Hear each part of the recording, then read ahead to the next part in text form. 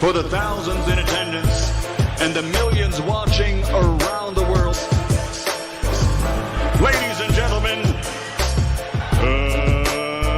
let's get ready to rumble!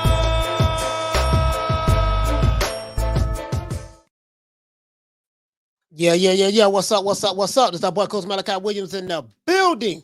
We back. New media today, USA Boxing. We are back. Bro, we had a rough night last night. Rough night last night. Feel so bad for the brothers and sisters in the UK who stayed up and watched this fight. Wow. We had a hell of a one, bro. We had a hell of a one last night. We had a hell of a one last night, man. You know, I know everybody, man, up late. Everybody just, wow. You know what I mean? Shout out to everybody who's watching this on Facebook. Shout out to everybody who's watching this on Twitter, man. I know everybody is doing their thing. Gonna let YouTube send out the notifications out there in the YouTube universe. You know what I mean? And make it do what it do. You see what I'm saying?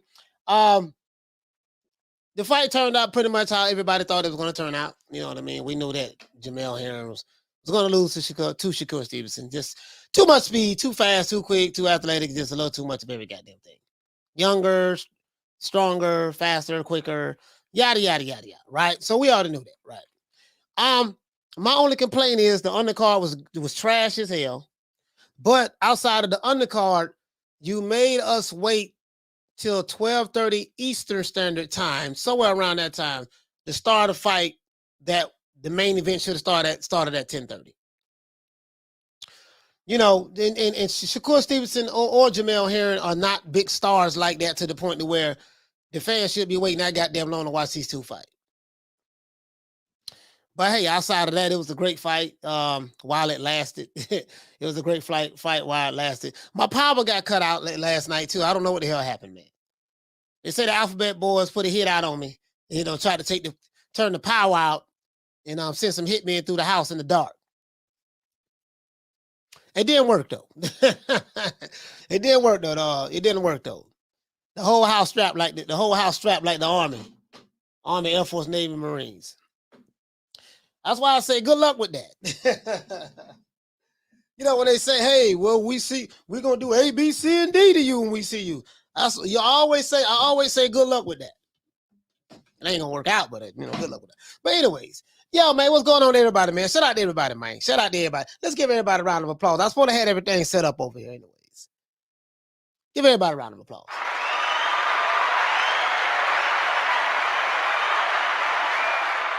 I'm gonna go ahead and give everybody a shout out, man. There's a few people watching, so we just gonna go ahead and give everybody a shout out, man. Shout out to my main man Hector Garcia. Hey, okay. Shout out to Shane, Big Shane. What's going on, fam? Hey, okay. He said working second shift makes it hard to watch, but I'm listening, support anyways. Yeah, man, you're working that second shift. Oh my God, bro. Hey, okay. Shout out to man Rob Real Shows. What's happening, bro? Hey, okay. Shout out to my brother Charlo. What's happening, fam? Hey, okay. Shout out to James Brown with the link read, baby. Hey, okay. Shout out to Punch Perfect Boxing. What's going on, brother? Hey, okay. Shout out to Uncle Dave Zilla. What's happening? Hey, okay. Shout out to who else we have, man? We ain't got that many people here right now. Shout out to David. What's going on, bro? Paul Young with the link read. Hey, okay. Shout out to OG, double OG, triple OG, quadruple OG. Hey, okay. Yeah, man. And I think that's it. Mike Ocho, what's going on, fam? Hey, okay. Paul Young, what's happening? Hey, okay. And I think that's it, man. We're gonna go ahead and get into this, man. As you all already know, guys. You know, this is the aftermath of a fight that was really not even a mega fight to be. There was nothing mega about this fight. Shakur Stevenson is the next guy in line that's going to be built by the top-ranked machine.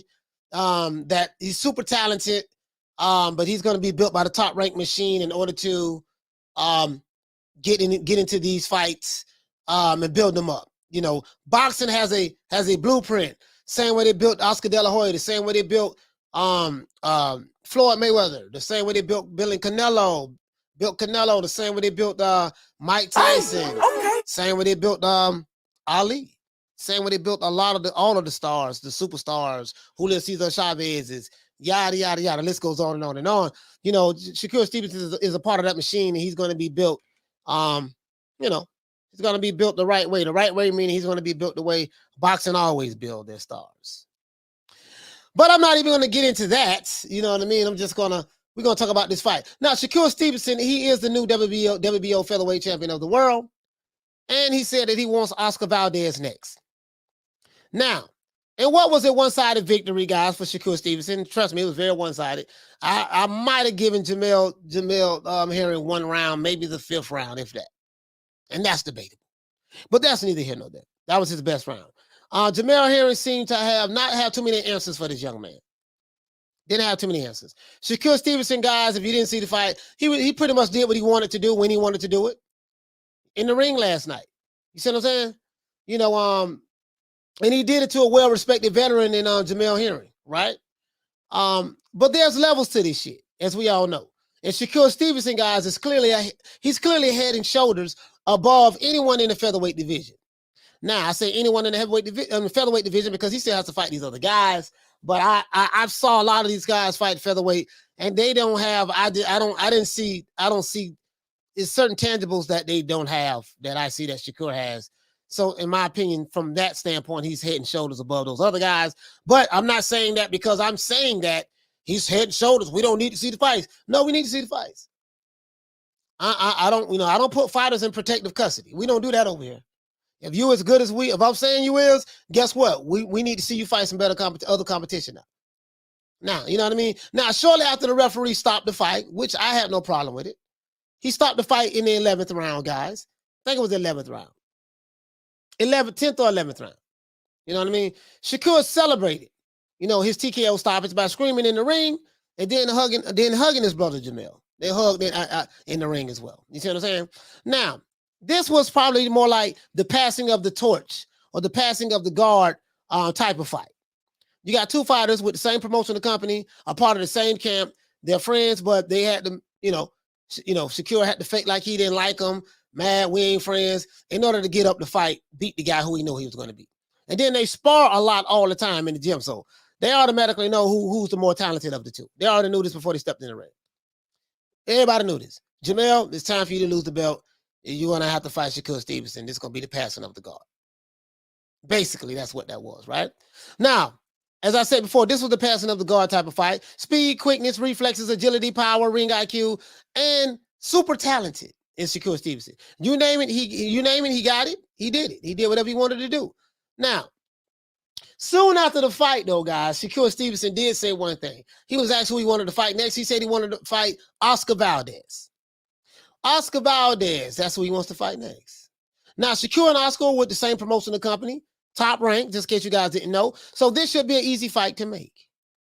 And in my opinion, right, this fight, if this fight is made, in my opinion, if this fight is made, guys, with Oscar Valdez, you know what I mean, in my opinion, Oscar Valdez doesn't stand a chance. But I still want to see the fight. Why? Because I want to clear all doubts. Now, the question is this. Will Oscar Valdez take this fight? Shakur Stevenson, in my opinion, is a monster in the featherweight division. And I don't see anyone beating him anytime soon. That, just being honest with you. But the only way we're going to prove if I'm wrong, we're going to have to get these fights. So hopefully next year this fight can be made with Shakur Stevenson and Oscar Valdez. And I just wanted to know, guys, anybody in the chat, are you impressed with the way Shakur Stevenson dominated Jamel Herring so easily? That's one question, right? And two, do you think Oscar Valdez will step up and fight Shakur Stevenson next? It should happen. Bob Arum, both of these are Bob Arum fighters. It should happen. It should happen. You see what I'm saying? They're with the same promotion company. So in-house promotions, that's our top rank roles. That's our PBC roles. In-house promotions, yes, this fight should happen. Fight should happen. Uncle Dave Zilla says Younger was just too damn fast. Yeah, too damn fast. Too fast and defensively sound. And he had quick reflexes.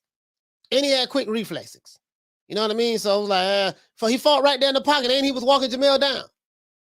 You know what I mean? Just right fighting, he fought him right there in the pocket. He said, James Brown said, we out here, coach, lesson this session. You see what I'm saying? So Flex Money, Dizzle, what's happening? Igor, what's going on? Yeah, man. Yeah, man. Uncle Dave Zilla say, you talking about last night, 7 Day Sports flipping? Sorry about that. 7 Day Sports on flipping on power. Yeah, power company. Yeah, man. My power went out last night. If you're new to the channel, please subscribe, hit the like button. If you're new to the channel, please subscribe, hit the like button. You know what I mean? Teach said he was very impressed. Halim said yes. Respect to Shakur. Yeah. He said Shakur should fight Oscar Valdez. Yeah, that fight should have happened because they both with the same promotional company. That fight should happen. It shouldn't be no problems making that fight happen. Same promotional company, in-house promotional company, they should fight. You know, for however long it lasts. Because Oscar, in my opinion, he gonna get the brakes beat off of him if he run up on Shakur Stevenson. It just ain't going. That's just my opinion. And you probably won't find nobody that'll bet on him neither. They're not gonna bet on Oscar Valdez. Not against no Shakur Stevenson. But I could be wrong. Oscar might be this monster. But you know, I know what I saw. So he said, why wouldn't Valdez fight? It would sell. Yeah. It'd be a good fight. But it's an in-house fight. Bob Arum is gonna have to make that happen. Bob is gonna have to say, okay, listen, Oscar, listen, this is what's going on. You're gonna fight Shakur Stevenson next. Here's the contract. You sign the contract. Shakur Stevenson is one of Bob Arum's top star fighters. And so he's going to feed that boy. He's going to feed Oscar Valdez to him. He try to build him up. Oscar, he ain't gonna have no choice but to take the damn fight. Whatever Bob say, he got to do it anyway. That's how boxing works. In boxing, you do as you're told. There's no fighter that's their own boss. I do what I want to do. Yada yada yada yada yada yada. Even your favorite fighter, they might make moves like they want to make moves. Like someone like a Canelo, he has a little bit more flexibility. But at the end of the day, the sport of boxing is bigger than him, bigger than Canelo. The sport of boxing is bigger than Joshua. The sport of boxing is bigger than Crawford or Shakur Stevenson. You know what I mean? You know, you got some big, powerful, big money boys in this sport, and they control shit. Believe it or not, I know it don't sound right because it may be wrong to the psyche. You know, it may not. Let's sit back and lay back. It may not sound good to the psyche, but you know, it is what it is in boxing, man. In boxing, boy, this is a hell of a sport, bro. I'm telling you. He said, well deserved. Shakur done. What say, Charlo? He said, well deserved. Shakur done what he needed to do. Good defensive reflexes. Yeah, when you're young like that, man, and young and you're talented like that, yeah, absolutely. He says, I was on the fence, but Shakur made me a believer last night. Yeah, you know, you need to tear that fence down. Jay Moore, you got to tear that fence down, brother. He said Stevenson fast, but I don't think he's got a lot of power. He was cracking Jamel, and Jamel was eating it. He stopped him. This is the thing, though. He might not have a whole lot of power, but he gonna hit your ass so many goddamn times to where the end result is going to be a stoppage or it's going to be a TKO stoppage or even a knockout. You know what I mean? Or even that. So, you don't win fights by eating punches. You know what I'm saying, Mike Goto? You know, you don't win fights by eating punches. Bam, I ate all those punches. Yes. I know I should win. I'm not saying that's what you're saying, but you know, when people tell me, oh man, yeah, you know, he ain't really got no power, man. He hit that dude with everything. That dude ain't go down. He got the win. You know, that's all that matters. You know, speed a killer, boy. That when Floyd Mayweather was on Pretty Boy Floyd, he had so much speed, bro. It was ridiculous. Speed, reflexes. That's why you couldn't beat him. Pretty Boy Floyd was fast as all outdoors, man. He said it's going to be hard for anyone to beat this dude. I watched last night. Shakur stays too clean. Yeah. And he don't get hit. It's not he's dancing around and running. Nah, he ain't running. He's standing right there. That's the thing. He's not running. He's standing right there. You know, salute everyone. What a great night of boxing. Yeah, man, Southpaw killer, man. Yeah, he gonna stand right there. All that, he ain't doing all that dancing and shit. He gonna be like, no, be right here in the pocket with you. I'm gonna be right here in the pocket. I'm gonna stand in the pocket with you, and you're not going to be able to hit me. He say, that reminded me of Pretty Boy Floyd. You know, he say, should Herring move up and weight? He looked drained. No, I just think Jamel Herring needs to be matched. Matchmakers need to do a good job in matching him with the right fighters. I say that. He don't need to move up, or even if he move up, he needs to be matched with the right fighters. That's what matchmaking is all about, right? He needs to be matched with fights that fans will think that's entertaining enough to support it, but we know the people who match the fight up know what the outcome is going to be. You see what I'm saying? That goes on a lot in the sport of boxing. To be fair, Errol Spence and Charlo, are they their own bosses? Man, as soon as you hit the laughing emojis, hey, Southpaw Killer, as soon as you hit the laughing emojis, you already know the answer to that. You already know the answer to that. Shout out to Jeff Luciano, man. To this day. He says, I agree. He looked drained and slow. Yeah, he looked drained and slow last night. He says, I disagree. Floyd was his own boss, G. Okay. We just agree to disagree. He said, y'all got to remember who he been in the ring with, training with. Yeah. It said he hurt Herring. I saw him get slightly woozy. Yeah. He was beating him to death. And then the crazy part about it is, Jeff, Shakur wasn't even breathing hard. He wasn't even breathing hard. Like, he wasn't breathing hard, none of that. It was like he was making it look too easy. He wasn't even breathing hard, bro. You know how as the fight goes on, fighters get tired? That boy wasn't even getting tired at all, bro. As the rounds went on, he picked up the pace. That means he's young, he has the energy, and it's gonna be hell. It's gonna be hell, bro. It's gonna be hell for anybody, man.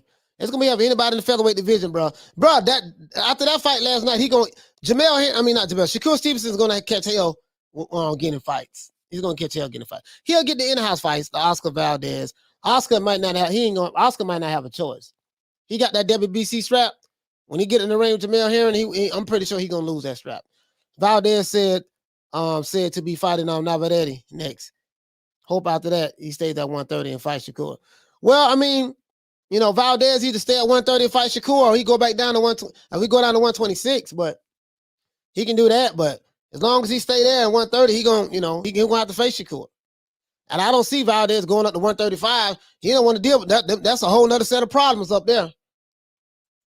He says, don't need power to accumulate, it all adds up. Break. Sugar Ray Leonard didn't have power. They just say they said Ali didn't have power. Hit your ass enough times, goddammit. It's all gonna be the same result. So he stayed in the pocket most of the fight. Yeah, he stayed right there in the pocket. Diverse Energy says, Shakur doesn't waste any unnecessary energy. Nope. Stay right there in the pocket.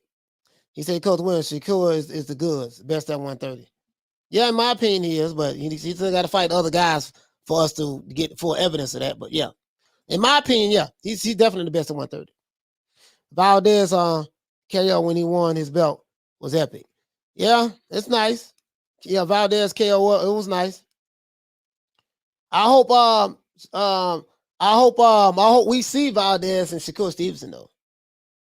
Because Navarrete, he's moving up in weight to fight Valdez, right? Let me see. I think he's moving up in weight to fight Valdez. Let's see. Yeah, I think he's moving up in weight. I think is he moving up? Because I think that's an in-house fight too. That's an in-house fight as well. Diverse Conscious said beat that boy like a drum machine. Yep, pretty much. 11-1 odds. I thought that was kind of high. The matchmakers knew what they was doing. Well, the matchmakers know things that we don't know. So the matchmakers know things that we don't know. He say, could Shakur beat Tank? Well, if he moves up to 135, but Tank is at 135 and Shakur is at 130. You know what I mean? So, and then Tank got other guys he can fight at 135. So, if Tank moves up, if Shakur moves up to 135, he's a top ranked fighter. Tank is a Mayweather Promotions PBC fighter. As you know, Tank is fighting in-house fights. He's not fighting none of the Tank will not be fighting any of the top guys in lightweight division. So that answers your question right there. That fight ain't gonna happen. And Floyd Mayweather already told you that we have plenty of fighters that Tank Davis can fight with Mayweather Promotions and with PBC. So you ain't got to worry about Tank fighting no Teofimos, Devin Haney's, Lomachenko's, Come's. If Shakur moves up, Haney's, you ain't got to worry about none of that. That ain't gonna happen. So he said the Urge Valdez has beat the better competition though, so it's not a foregone conclusion he'll lose. Now it's not a foregone conclusion he'll lose, but it is my opinion. I don't care who Oscar Valdez has beat. Oscar Valdez could have beaten King Kong, Godzilla, Mothra, Hulk Hogan, Andre the Giant, Muhammad Ali. Well, I ain't gonna say that. No, Andre the Giant, Thanos. All of that sound good, right? I'm gonna give you all of that. Oscar Valdez, I even say that he's the baddest fighter in the history of the 130-pound division, for argument's sake. All I'm saying is, in my opinion, OPION, my opinion, when he step his ass in the ring with Shakur Stevenson, he gonna get the brakes beat off of him. And that fight, he either gonna get knocked out or the fight gonna get stopped. And that's just my opinion. By it being an in-house fight, shout out to Ralph, shout out to Raphael, man. Hey, okay. Ralphie, what's going on, man?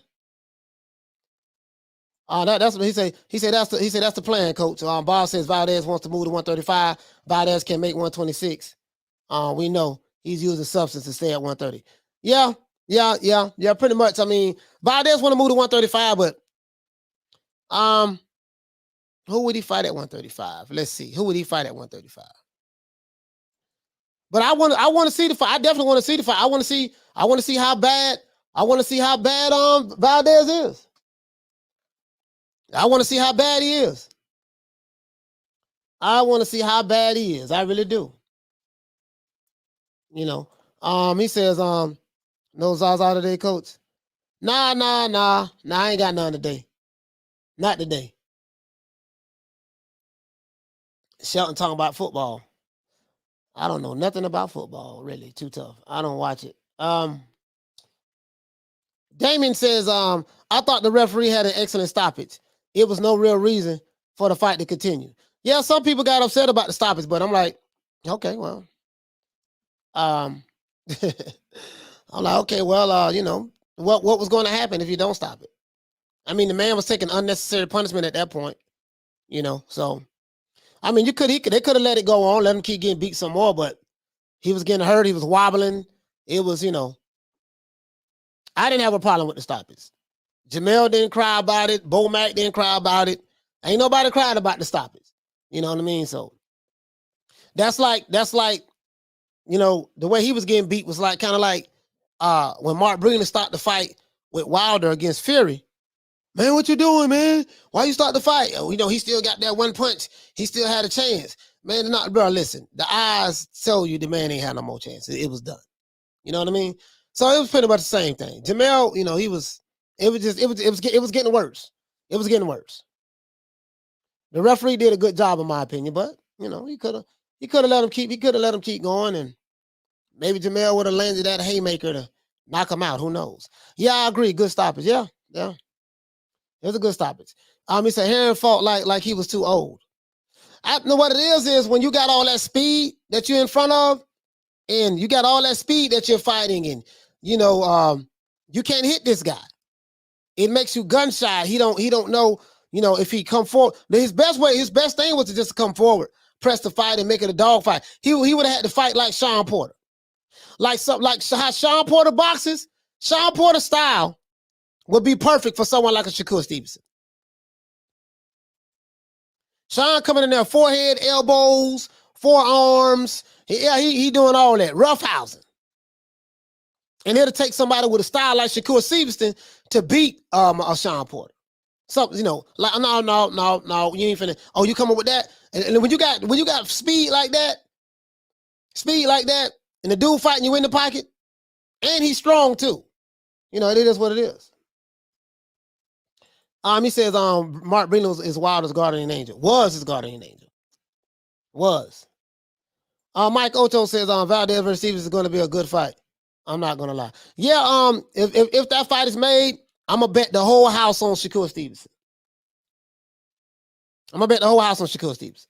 I'm just being honest with you. That boy, that too talented. Too talented. I ain't, Oscar Valdez, he all right. He all right. You know what I mean? I'm just being honest with you. To me, he all right. He's an average typical fighter. Average typical fighter. He's tough. But in my opinion, as a matter of fact, forget my opinion. I would love to see that fight next. Oh, I would love to see that fight. Oh, I would love to see that fight. Shakur Stevenson versus Oscar Valdez. I would love to see that fight. I would love it. If you're new to the channel, please subscribe. I automatically know what the hell gonna happen though. I know what's gonna happen. Same thing. I already know what's gonna happen. But guess what? The only way I'm going to know for sure, I already believe what's going to happen. The only way I'm going to know for sure, they need to fight each other. So hopefully Bob Arum can make that happen. If you're new to the channel, please subscribe, hit the like button. That versus contest, I'm glad they stopped it. It was getting redundant. He was looking to be saved. I don't think he was looking to be saved. It was just like, I don't think Jamel was looking to be saved. It was just that the punches was coming in bunches, dog. The punches was coming in bunches, dog. Like Bruce Goes, what's going on, fam? Bruce, what's happening? What's happening, bro? He said, cry for what, coach? They saw what they saw. Yeah, I don't know what you mean by cry. Oh, you must be talking about the stoppage. Yeah. He said, I would have let him finish the round. It was not compared to the Wilder Herring. Still looked strong. He wasn't drained like Wilder. He would definitely need to finish the round, though. Okay. Yeah, we could have let him finish the round. Then we would have said, oh, well, at least he finished the round. He finished the round, but yeah, I see what you're saying, though, Teach. Let him finish the round. Let it keep going. Who knows? In my opinion, it wasn't going to change anything. He didn't cry about it. So UGC Flame, what's going on, fam? To this day. Shout out to UGC Flame. Bruce Gold says, salute my brother. Okay, he's talking to the boys up there. Teak says, the stoppage was bad in my opinion. Okay. It's a bad stoppage. Bad stoppage. Shout out to the Queen, Lisa Bells. Hey, okay. Shout out to the Queen, Lady Shan Kaboom in the building. Hey, okay. It's a bad stoppage. Okay, that's fine. That's fine. He said, took the words right out of my mouth. Herring should have fought like Porter. I was saying it last night, but that's not his style. Sean should fight with a glove on his damn head. He said, what round was it stopped in? I think it was stopped in the 11th. I think it was stopped. The 10th round. Sorry about that. It was stopped in the 10th round. 10th round stoppage. It was a 10th round stoppage. He said, do you think there'll be a rematch? For what?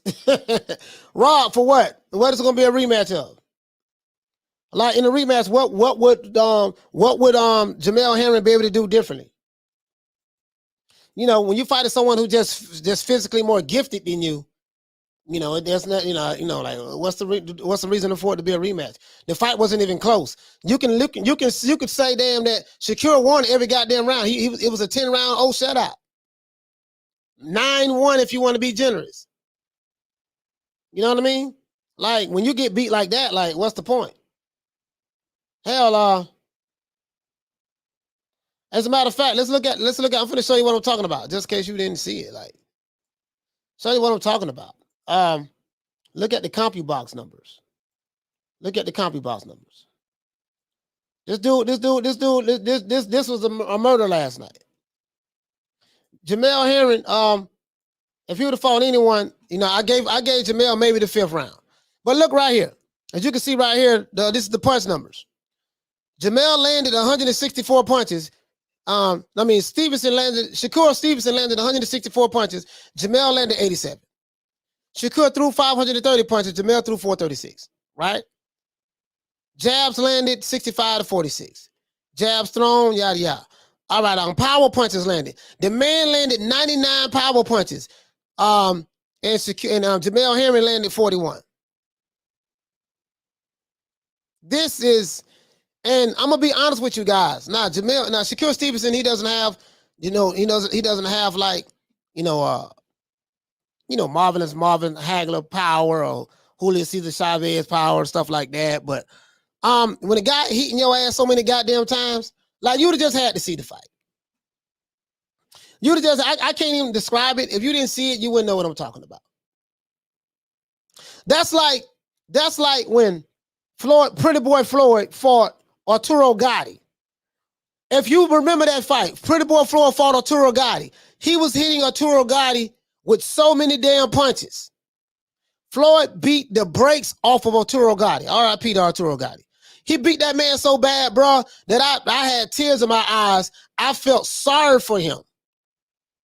I've never seen a man get beat like that before. The way Floyd beat Arturo Gatti. The next thing that came to it was the way Roy Jones Jr. beat what was the guy he beat?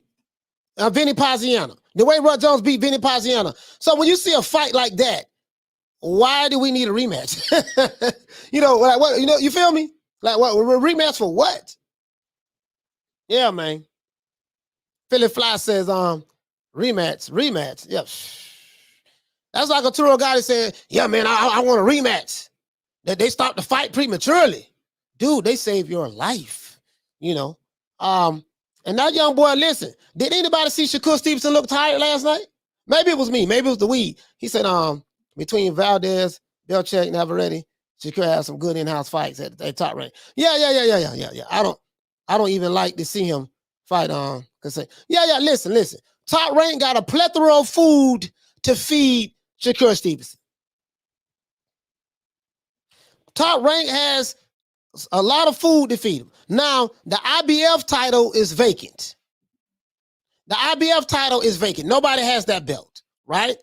Oscar Valdez has the WBC belt because he fights with Top Rank and Shakur Stevenson fight with Top Rank. We probably gonna see Shakur fight any of these guys.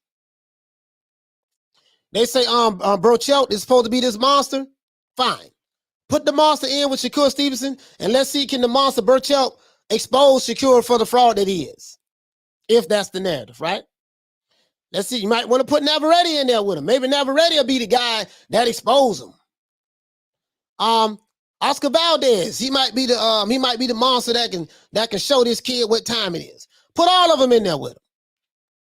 I'm telling you that my money going on Shakur Stevenson. I don't give a damn. As a matter of fact, you could probably put Valdez and Burchell in there in the same goddamn time. He probably beat both of them, in my opinion. Now, of course, I'm being facetious, but I'm just saying. The boy didn't even look tired last night. He says, yeah, I was in my teens and Floyd beat Gotti. That's like Gotti asking for a rematch. He said, shaking my head on WBO stopping Colbert versus Gary Russell Jr. Shakur needs to fight those two guys at 130. Yeah, they're going to have to move up, though. Is Gary Russell still at 126, right? Okay, no, I know Colbert is at 130. Yeah, I would love to see Shakur Stevenson and Colbert fight each other. I would love to see that fight. To me, that'd be a better fight than Shakur fighting Oscar Valdez. In my opinion. You know what I mean? But all these guys need to fight each other. Shit, all of them need to fight each other. As far as I'm concerned. Gary Russell, yeah, I like Gary Russell. DC in the house, I like Gary Russell. I don't see him beating Shakur Stevenson, though. He said IBF belt is on Tank vacated. Yeah, Tank vacated that. So somebody's going to have to fight for that. He says, no, I don't think so. But he took off maybe a couple of rounds and rested on the inside. Philly Fly says Shakur didn't even have a scratch on him. Didn't have a scratch at all, bro. All I saw was dimples. All I saw was hand speed and dimples. He says the ref was too professional. Let champion fall on his sword. Okay. All right. Let him fall on his sword, huh? Okay. So do you guys think the referee cheated Jamel Herring out of a victory last night? That's my next question. Do you think that the referee cheated Jamel Herring out of a victory last night? Because he stopped the fight prematurely.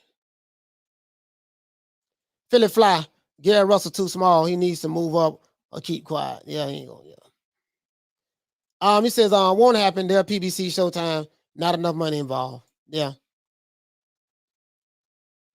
Longest reigning champion at 126, Mr. Gary Russell Jr. Yeah, you're right. At 126, he is. He fights once a year, I think. Once a year or once every year and a half, something like that. I love to see Stevenson versus Loma. Yeah, but Loma's at 135 and Shakur's at 130. So if Shakur moves up, yeah. You know me, I like to see all the top guys fight the top guys. We don't do no protective custody over here. But you talk about a guy that's at 130 fighting a guy at 135. Until that guy moves up in weight, let that guy fight. There's plenty of fighters he can fight at his weight class. He said, I was a fan as well. I didn't think anyone was beating Corrales at the time. Anytime soon. Jeff Lucietta. Yep. Yell until Floyd ran up on him. Till Floyd ran up on him. He says, didn't cheat him, but Herring could have finished the round. Yeah, he could have finished the round. Let him finish the round. Let him get his brains beat in some more. And then say, hey, man, you went out. You went out. You did good. He said, all I can do is laugh at that question. Yeah, I'm just saying. The ref, he said, what they do, coach. What's going on, Michael Knight? What's happening, bro? Hey, okay. Bruce Gold said the ref saved him from getting busted up even more. Nah, Bruce, I disagree. The ref could have let him tough it out and take some more head punches. Get his brains beat in some more. Show how tough he is. You know what I mean? Or Jamel Herring probably could have landed that one punch to change the punch that he wasn't able to land for the entirety of the fight. He could have landed that one punch and it could have changed everything. Let's see.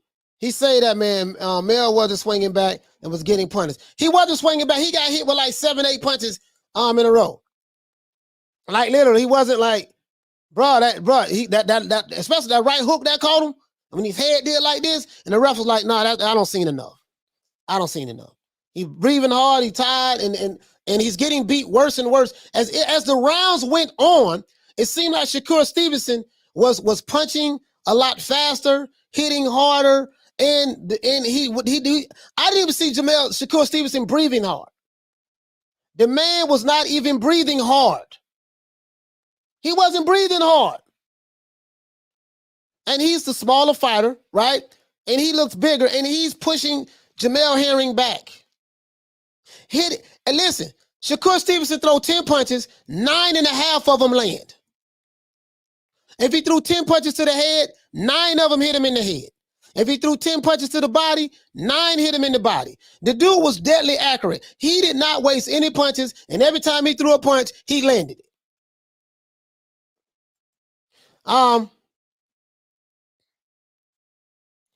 Yeah, I don't know if Jamel Herring was drained. I don't know about all that, but all I know is, 9 in a row. Yeah, man.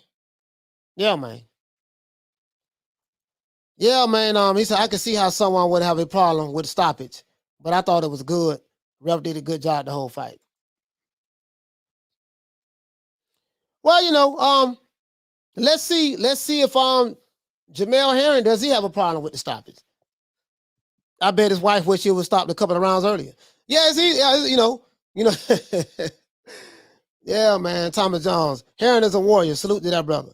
Shakur just too much in my opinion. Yeah, man, he's a warrior. He was just outmatched, that's all.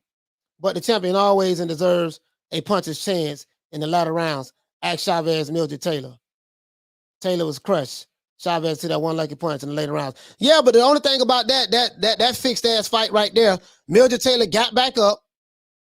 He landed that one knockdown, and Mildred Taylor got back up, and Liberty still looked at him, and then he waved the fight off. Mildred Taylor got back up. So that's what happened in that. It's a whole lot of stuff. It's a whole lot of stuff, man, that go on. But he said not talking about Fury and Wilder today. Amazing. Yep. Been here for the past few days. If you'd have been here for the past few days, you would know that. We don't need to talk about Fury and Wilder no more. Fury got his ass beat. Wilder got his ass beat, so he back home in Alabama, and Fury in the UK. That's dead. That body is buried, and the funeral was lovely. All right, everyone agreed on the stoppage. So in my case, you win. No, you don't have to agree on it. I'm just saying, you don't have to agree on it, but Herring reminds me of a smaller T. Tommy Hill says Jamel Herring took an ass whooping last night, but it wasn't expected because your Shakur Stevenson was the favorite. I guess you mean it was expected. Yeah, 11-1 underdog. 11-1 underdog. He says Gary Russell Jr. versus Chris Colbert. Who you got on that one? You know what, man? I really have no thoughts on that, bro, to be honest with you.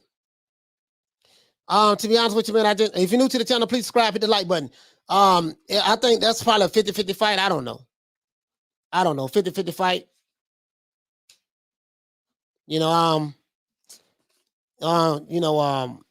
Chris Colbert is talented. Gary Russell Jr. is very talented. I mean, that's a 50-50 fight. I can't look at that and say, oh, Gary will blow him out. His talent level is head and shoulders above Chris Colbert is not, in my opinion. You know what I mean? And Chris Colbert, so to me, that's a 50-50 fight. To me, that's a 50-50 fight. He says, Coach, what I mean is there a rematch clause? A rematch clause with Shakur? No. Nah, I don't think it's not a rematch clause, and I don't even think, I can't speak for Jamel, but we'll see. I'll go to his Instagram page and all that stuff, his social media page, and as a matter of fact, we can do that now. Shit, we'll see if he want a rematch. I don't think it's a rematch clause though. I don't think it's a rematch clause. Wendell Jackson said, this was a dominant performance by Shakur, fearless, Stevenson, masterful. Yeah, he's just too talented. He's just too talented. He's just too talented. Everybody knew. Everybody knew what was going to happen before it even happened, to be honest with you. It's like, dude, too fast, too quick, defensively sound. He don't get hit. It's just a mismatch. Everybody knew. He said, Charlo de Mita. Okay. Oh, you shouldn't give everybody a shout out. Okay. He says, Herring did a good job, but the only way he could have won is if Shakur was off point in his defense. Shakur defense was on point. Herring was on swinging, but kept missing. Bro, Shakur defense is always on point. That's the thing. Like his defense is always on point. He said, Coach, did you find the fight boring? No, I didn't really find the fight boring. What kind of got to me was, why did it take so long? Why this fight started at damn near 12:30 Eastern Standard Time? This fight was, listen, Shakur Stevenson and Jamel Herring are not superstars in the sport of boxing. They're not big like that. Shakur's an up-and-coming champion now. Jamel Herring is, he's so-so. So, like, you had us waiting all this time for two fighters who, now, it did look like that place was packed last night. It did look like that Jamel and Shakur packed that house last night. I'm anxious to see what the ticket sales was, like how many people, how many seats they sold. Uncle Dave Zilla said, he said, I don't know why anybody would want to see that again. Well, we probably want to let's see it again, because maybe Jamel can do something different. He said Henry knows that there's no reason to fight Stevenson again. Maybe he can make some kind of adjustments. Maybe he can make some kind of adjustments. Who knows? Maybe he can go back to the drawing board and say, oh, man, I see what I can do differently, man. Yeah, I got him this time. I got something to negate that speed, and I got something to, you see what I'm saying? Let's see. Let's look and see. Let me see if he can see if Jamel Herring. Okay. You'll probably see some later on, man. Let's see.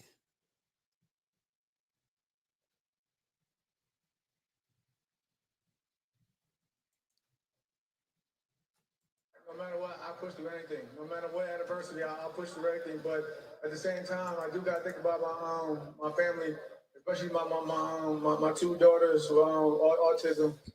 I gotta start looking out for more of them. Of course, I'll put myself through hell and back, but at the end of the day, I gotta start thinking about people that really care about me and love me. And like I said, no one expected me to get this far, and I'm just grateful. But I just gotta wait and see. I gotta wait and see what happens.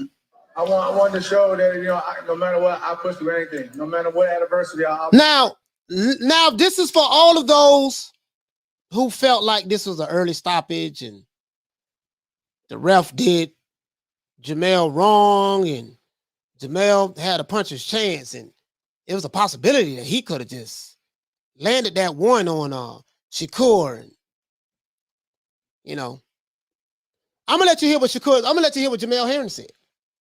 Let's do that. Y'all want to do that? Let's hear what Jamel Herring said. Let's hear what Jamel had to say. Because at the end of the day, what he says is really what matters, right? At the end of the day. So let's do this. I'm gonna let you guys hear this. This is what he's saying right here.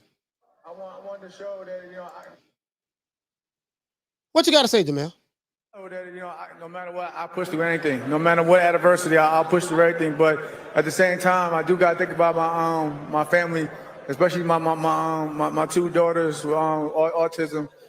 I gotta start looking out for more of them. Of course, I'll put myself through hell and back, but at the end of the day, I gotta start thinking about the people that really care about me and love me. And like I said, no one expected me to get this far, and I'm just grateful. But I just gotta wait and see. I gotta wait and see what I wanted to show that no matter what, I push through anything. No matter what adversity, I'll push through everything. But at the same time, I do gotta think about my family, especially my two daughters with autism.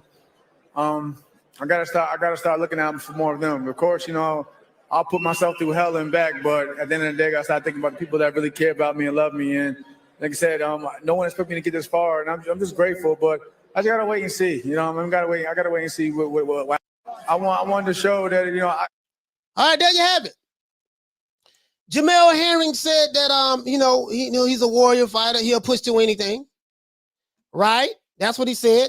But at the end of the day, he got to think about his family, his wife, his kids, with two daughters with autism, and that's beautiful. And he's realizing, you know what, man, I want to fight through anything.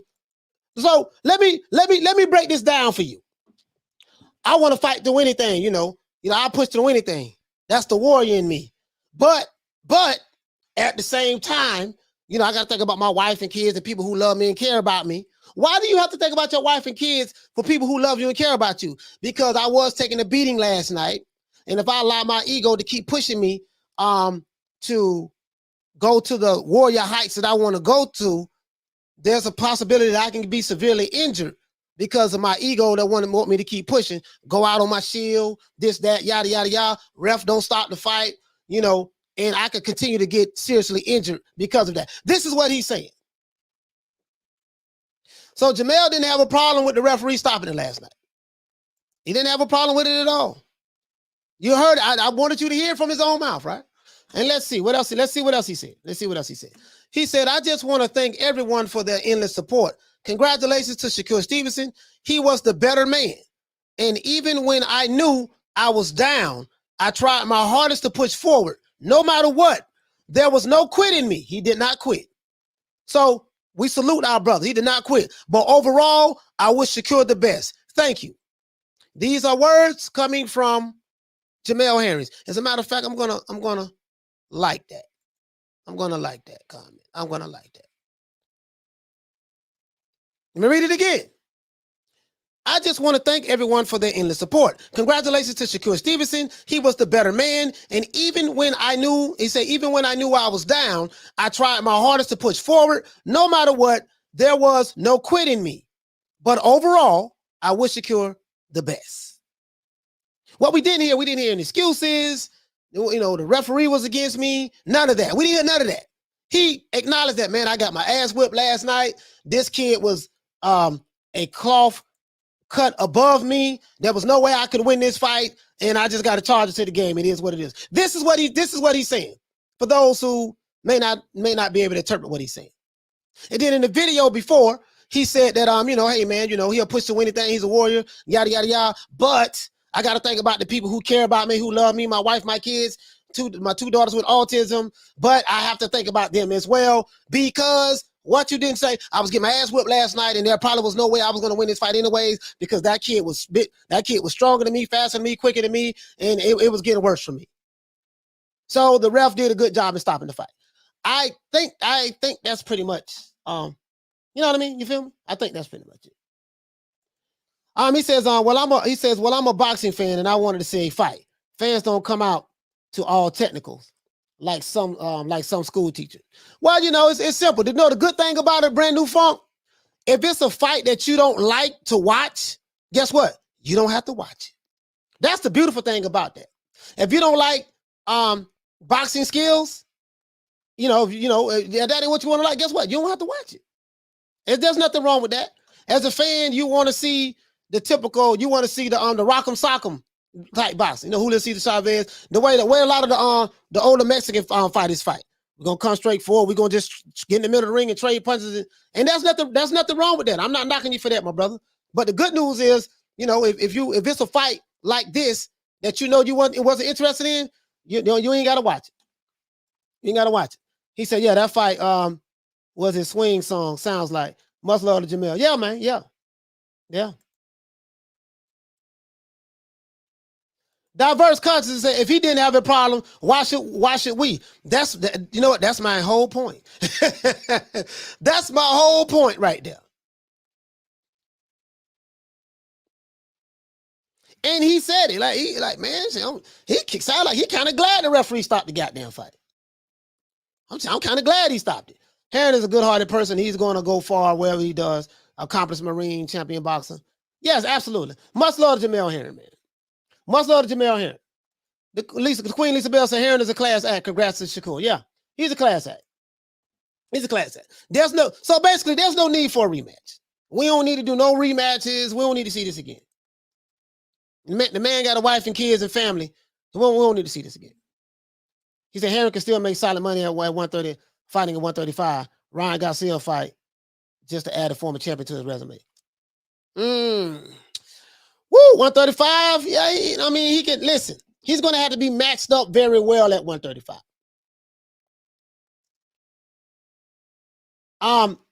He's going to have to be matched up very well at 135. You see what I'm saying? He's going to have to be matched up very well at 135. He said Shakur versus Tank. If Shakur moves up to 135, or if Tank moves down to 130, either or. But Tank got a whole lot of you got Teofimos he can fight. He got Lomachenkos he can fight. He has Devin Haney he can fight. So Tank got those other guys he can fight up there.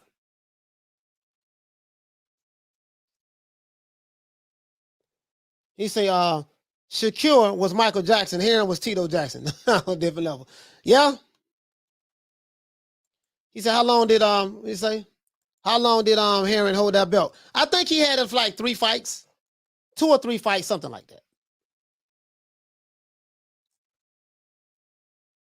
Lisa Bell says, a brand new funk. These fighters have heart.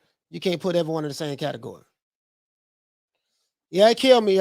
These guys say people ain't got hearts who gets in the ring to fight each other. That's funny. Especially sitting home watching on the television with your remote control in your hand. He ain't got no heart. Let me change the channel.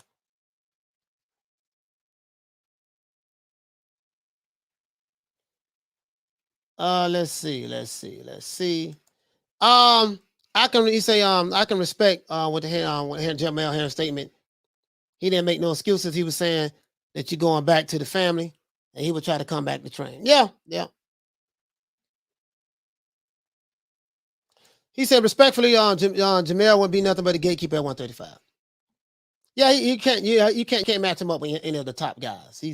He's too old, and those top guys are younger and a lot more talented and gifted than he is. To be fair,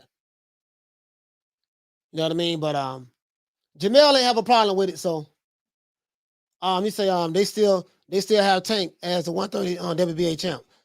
Tank ain't going back down to 130. As a matter of fact, I don't think they still have him as champ. We're gonna see. Tank ain't going back down to 130. I can tell you that right now. That ain't gonna happen, bro. Tank ain't going back down to 130. So that, if you're saying that Tank can go down to 130 and fight Jamel and fight Shakur Stevenson, that ain't gonna happen. Let me see.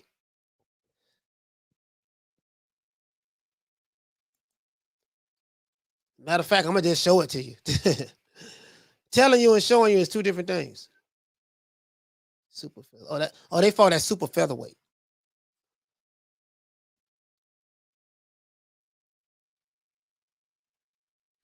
They fought at super featherweight. Yeah, they don't even have a Tank on here, bro. Tank vacated this belt. They don't even have a Tank on here. WBA World Champion, Roger Gutierrez. That's who's the WBA World Champion. Tank is not even on here. So, that answered your question.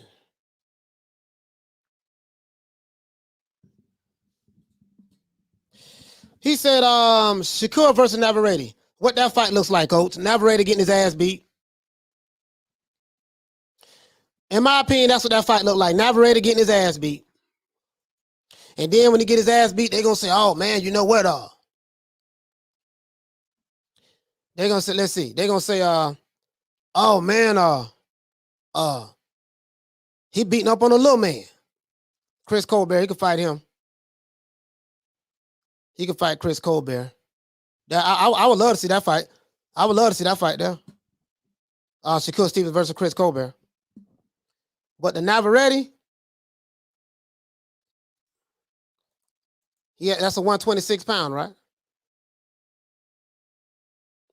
That's on 126? Yeah, 126.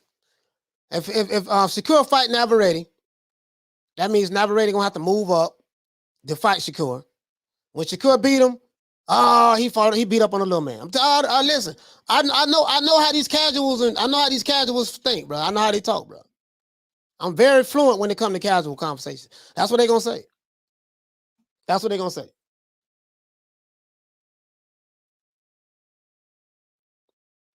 That's what they're gonna say. Rob, what'd you say, Rob? You say, coach, if you were hearing, would you fight Stevenson the second time around? Wow. Rob, is that a real question? I tell you what, if I were hearing, based on what I just played for you, do you think Herring wants to fight him again, my brother? Would you want to fight him again? He said, according to the Tank narrative, Tank is moving up to 47 to KO Bud Crawford. Yeah, I don't think nobody believe that. Yeah, I don't think nobody believe that. Matt Doggate said, I want to see Navarrete in Santa Cruz. If you're new to the channel, please subscribe, hit the like button.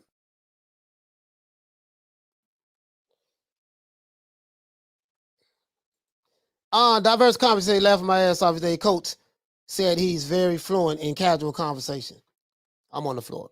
Yeah, man. Yeah, bro, I'm telling you, bro. I don't know what they're gonna say, bro. I don't know what they're gonna say. They're consistent now. They're consistent. So I don't want to see Navarrete and Shakur Stevenson, because when Shakur beat his ass, and if he move up, I want to see it. One thing about me, I don't play protective custody with fighters. If he move up and he challenges them, just like when Mikey Garcia moved up and said, I see something in Errol Spence, I see something I can exploit. And all these experts said, Mikey, this is Mikey, and Mikey is this, and Mikey is that. I ain't never looked at Mikey Garcia as no hell of a fighter anyways. Never. I'm like, I don't see nothing special about this guy. He's just an average. He's an average old school typical Mexican fighter who fights with the average old school typical style. And when he moves his ass up to fight Errol Spence gonna beat the shit out of him. Mike Tyson, Sugar Ray Leonard, all of the experts, I ain't gonna say all, but a lot of the experts, Mikey this and Mikey that. Man, Errol Spence beat that man for 12 goddamn rounds. This dude move up in weight, he gonna get beat down, and they gonna say he was too small. And then they're gonna take credit away from Shakur Stevenson. So I seen that movie before. He said, see Tank target at 147 is Keith, not Crawford. Yeah, 147, boy, you really gotta make sure you pick the right guy. I don't see Tank moving up to 147. Who he gonna, for who is he fighting? So you can fight Keith Thurman. Keith Thurman ain't fought in 2.5 years, so. But outside of Keith Thurman, who did he beat? If Tank Davis move up to 47, who he gonna fight? Is he gonna fight Bruce Ennis? He gonna get knocked out. Is he gonna fight Virgil Ortiz? He gonna get put in a coma. Is he gonna fight Errol Spence? Gonna get beat like a piñata. Is he gonna fight Terrence Crawford? Shit ain't gonna last long. So I'm like, who is he gonna fight? That don't even make no sense, Tank moving up to 147. When you still got Teofimo Lopez at 135. You still got Devin Haney at 135. You got Jojo Diaz, Ryan. Well, I don't like bringing up Ryan. Got Richard Comey. You got Lomachenko. It don't even make no sense to go to 147. You got too many killers in 135. He says the one, Mr. Ham, he said, Coach, just sent you a video snippet of the fight from the arena last night. Okay, yeah, I'm gonna check it out. Hey, was it sold out? It looked like it was packed. It looked like it was packed.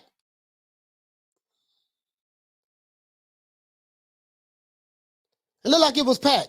He said, if Rolly beats Tank, you think Tank goes back down in weight? He's catching hell making weight at the lower weight. Because the way Tank is built, he's struggling to keep the weight. That's why he had to move up. That's why he had to move up, to be honest with you. But yeah, man, like when I hear these things like Tank moving to 147 and all right, well, what about Shakur going to 135 and fighting this? I'm like, dude, let these guys fight. Let these guys fight the dudes in their division. You got dudes and like I need to know if Tank Davis is the best 135 pounder in the division. The only way I'm going to know that is that what you say, Mr. He said it was between 80 to 90% field, Coach. Okay, that was pretty good. That was pretty good then. That means that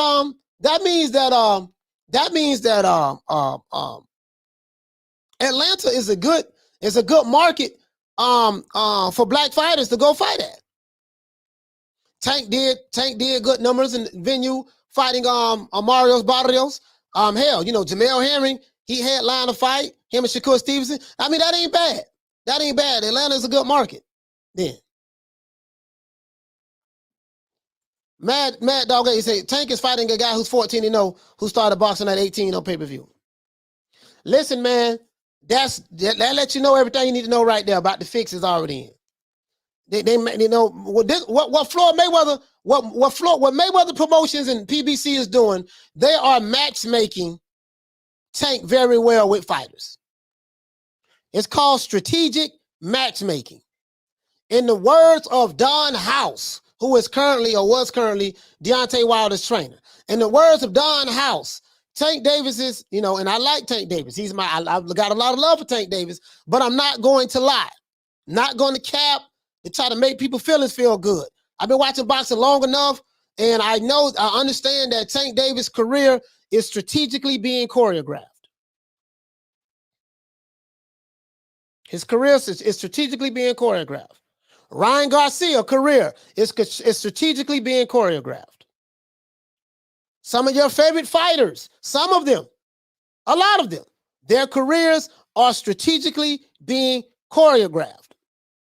I know it's painful. Trust me, like you couldn't tell me that some of my favorite fighters wasn't the baddest mofos around town. But some fights that they had was strategically choreographed. But that's neither here nor there. I'll let y'all realize what's going on in a minute. You know, as time go on, you'll figure it out. Let's see what's up though. Oscar Valdez keep ducking.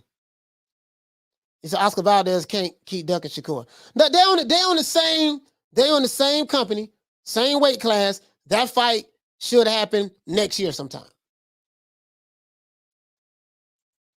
He said, Coach, we might not see Tank versus the other guys because of Floyd. When I think he can beat some of the other fighters. Yeah, but this is what I'm saying. Like, there's a strategy here. There's a strategy here. And the strategy is, you know, you got to matchmake them. You got to matchmake them with the right fighters. That's all they're doing. That's what goes on. But that's been going on for years in boxing. So William says, Tank will never fight Shakur. His worst nightmare. Too slick and too fast. I ain't gonna say never. You know what I mean? But that's not gonna happen. Diverse. He said, you're right on professional matchmaking. Yeah. See, hey, the casual fans don't understand that. They don't know that. And the fanboys definitely don't know that. They don't know that. If you're new to the channel, please subscribe, hit the like button. Matchmaking is everything in boxing. Matchmaking is everything in boxing. Mike Ocho says that Floyd's going to come out of retirement to fight whoever beats Tank. Just like Broner versus Maidana.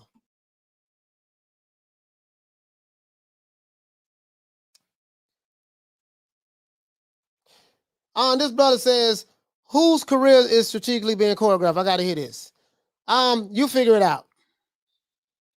I'm not here to convince you of anything.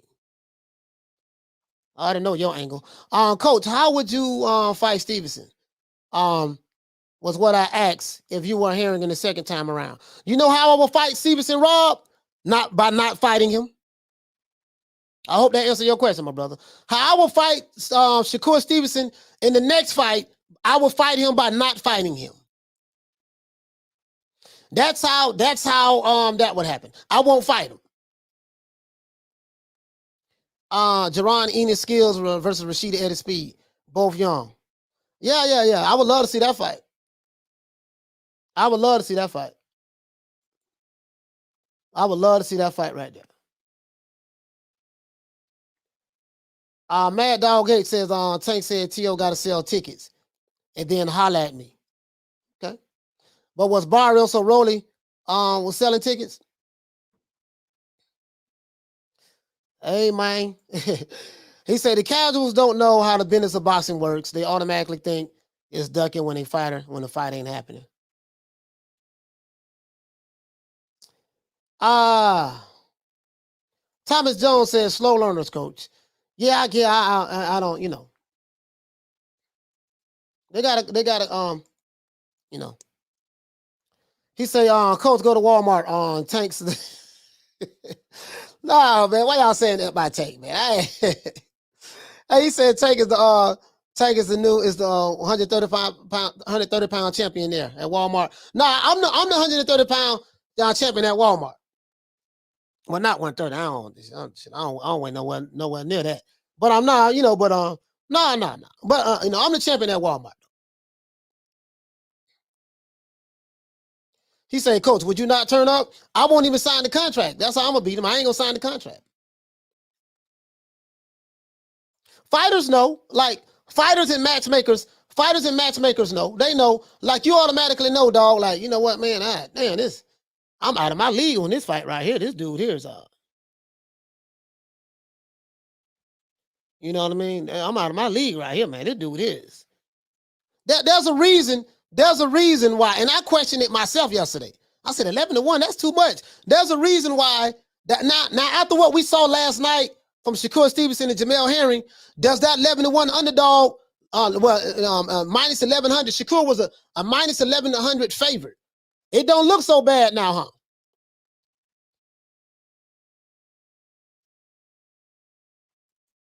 It don't look so bad, huh? Minus 1100 favorite. It's like, damn, they had what the matchmakers right. Look like they was right. Look like they was right, man. He says Tank has a complexion for the protection. The battle of the light-skinned dudes. The battle of the light-skinned dudes. Rolly, big Rolly. He said we need Squid Games boxing. Squid Game boxing edition. The winner gets the belt.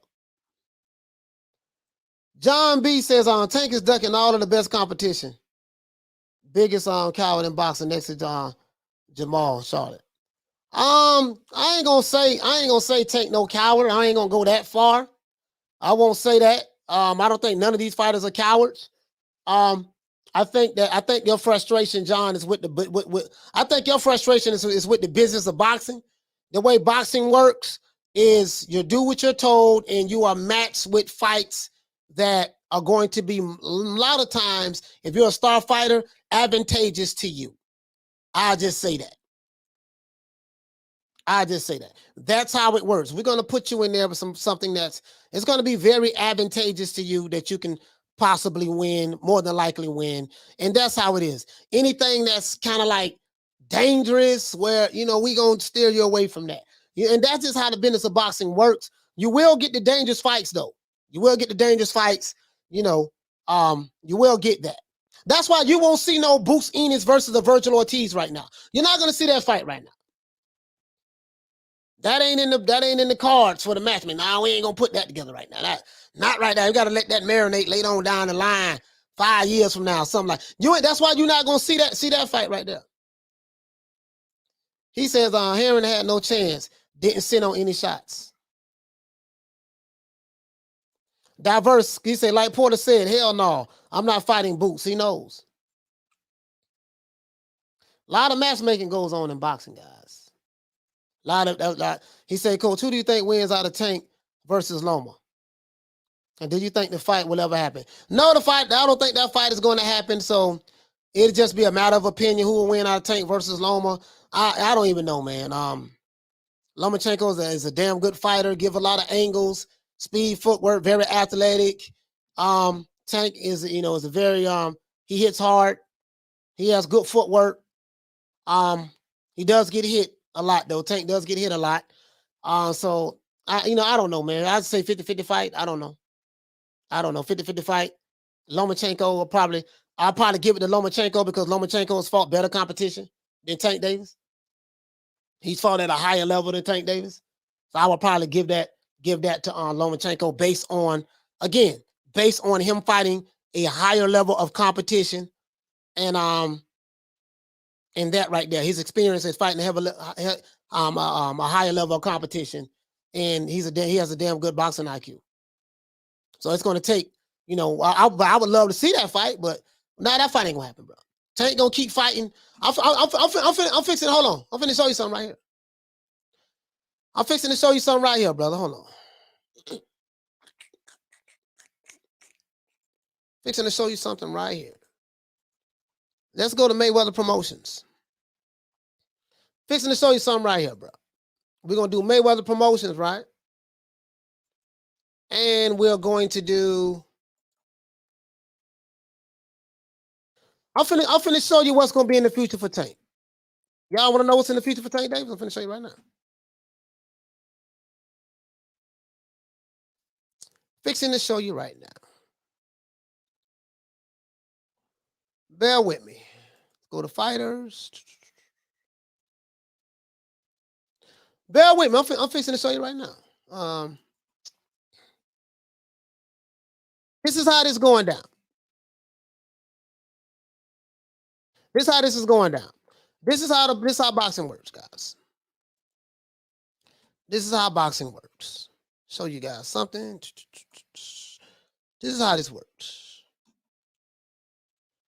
Let's see. Let's see. I want to see their whole entire roster. Mayweather Promotions, fighters. Oh, wait. Hold on. Tank 130.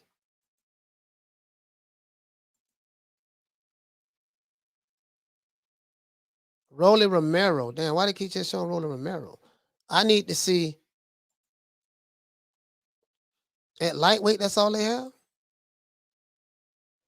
They only have 2 fighters at lightweight? I'm finna show y'all how this works. Right now in front of me, I have Mayweather Promotions website and I have PBC website. I'm finna show y'all how this works.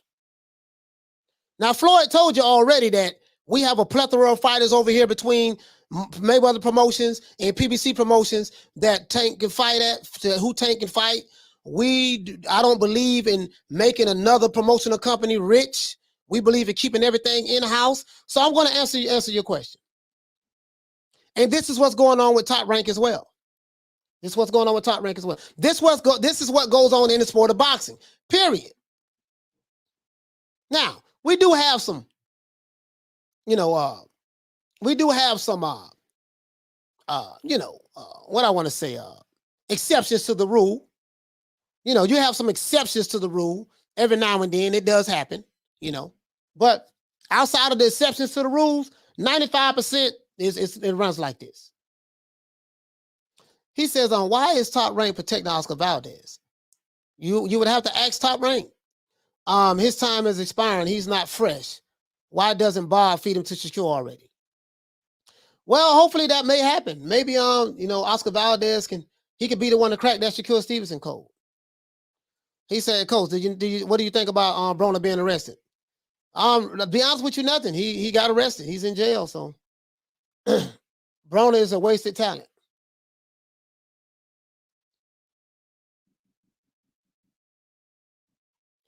Broner is a wasted talent.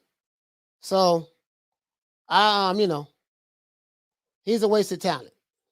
But let's go over here, though. If you're new to the channel, please subscribe, hit the like button. This is Mayweather Promotions. As you can see right here, Mayweather Promotions, past, present, future.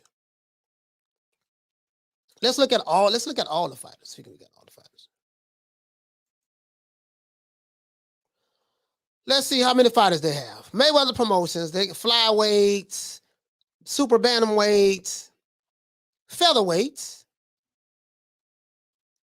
super featherweight. That's 130 pounds, right? So they got Tank Davis here at super featherweight. They haven't updated their website. We know that Tank is not fighting at super featherweight anymore. We know that he's officially moved up to 135 pounds. We know that, right? So he's not featherweight. We know that. But 135. So these are Tank Davis's options. Ladarius Miller, Memphis Miller, he's 21. He's 21 wins, 2 losses, 6 KOs. Don't be surprised if you see Tank fight this guy next. After he fights Rolly Romero, don't be surprised because Floyd Mayweather already told us that, hey, we have a plethora of fighters that Tank can fight on our roster. Between top rank, between PBC and Mayweather Promotions. This is one guy that Tank is already fighting right now. 14-0, 12 KOs, 0 losses. This is the game. This is the game. This is what's going on. Tank is fighting Rolly Romero next, right? And this is what's going on. Shakur Stevenson is going to fight a top-ranked fighter as well. This is how this works. This is why you won't see your favorites fighting the best, because this is how this works. Matchmaking at its finest. We're going to match you up pretty good, and we're going to see, Rolly Romero. Rolly, what is your job, sir? My job is to sell the fight. I'm going to troll Tank Davis on Instagram, make him look bad, make mockery of him. That's what I'm going to do. And, that's about it. Now, what if Rolly wins? Well, if he wins, guess what? It's a win-win situation. It's a win-win situation with the promotional company, because guess what? If Tank loses to Rolly Romero, guess what? The promotional company don't lose, because Rolly Romero is a Mayweather Promotions fighter. We're going to have a rematch clause, and we're going to do it all over again, right? This is how it works. And let's say Tank move up to, let's say if Tank moved up to 140 pounds. If he moved up to 140, well, this guy has Dynamite Lopez 0-0. I don't know if this is been updated, but you get what I'm saying though. We got fighters here for you. And let's go on over here. No, we're not finished. Let's go over here on the PBC. This is how this works. He said the Don King formula to perfection. Yep, this is it right here, guys. That's why I tell you guys. Buy this book. I advise every fanboy and every casual to buy this book. If you want to learn anything about the sport of boxing, how it goes, this is the book for you. The Life and Crimes of Don King, The Shame of Boxing in America. This book right here, you will be in denial because you're going to learn some stuff, and it has receipts. What I love about this book, not the book, I love the receipts, the primary sources of information. That tells you everything you need to know. Even your favorite fighter, you'll be surprised. You'll be surprised at your favorite fighter. You'll be surprised. He said, Jeff Lucida, I'm a big Tank fan, but hate who he fights. Nothing worse than wasted time.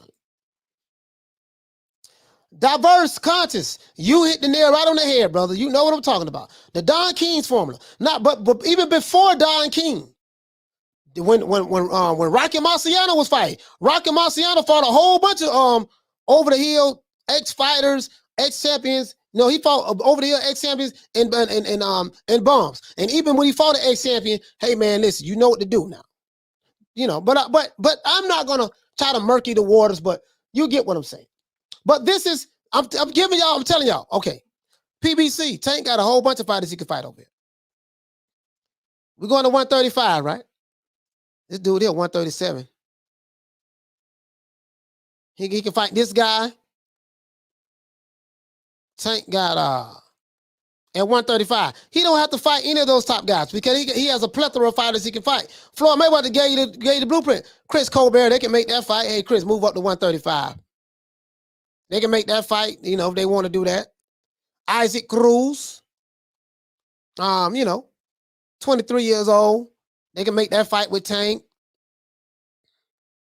They got Tank Davis here, but they got him at 130, but he's 135 right now. They haven't updated their website. But I'm just showing you guys. I'm showing you. I'm looking for the 135 pounders, though. This how this works. 135, you know, Austin the Dream. They got the brother right there, Austin the Dream. Tank and fight, gonna probably fight him too. I'm telling you, bro. I'm finna tell you right now. I'm showing it to you. Robert Easter, probably get him in there with Robert Easter, old Easter Bunny. This how this works. You ain't gonna see what you want to see. He says, you forgot to add the rematch clauses. Or in England, we call them rematch room clauses.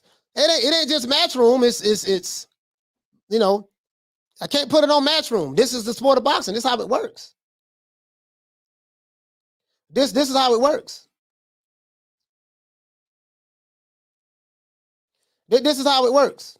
You know what I mean? So this is how it works. Floyd Mayweather said we got a plethora of fighters. Guess what? We can go to Top Rank.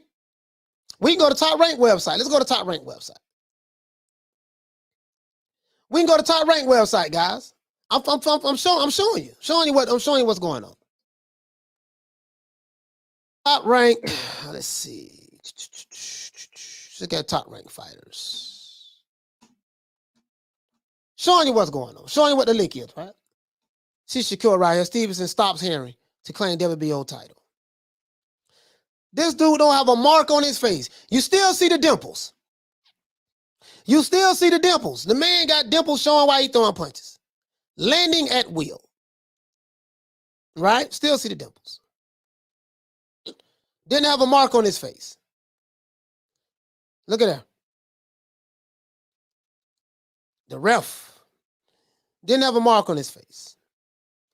Let's see. Can we look at let's look at their fighters. Let's see. They got Teofimo Lopez over here. They got let's see.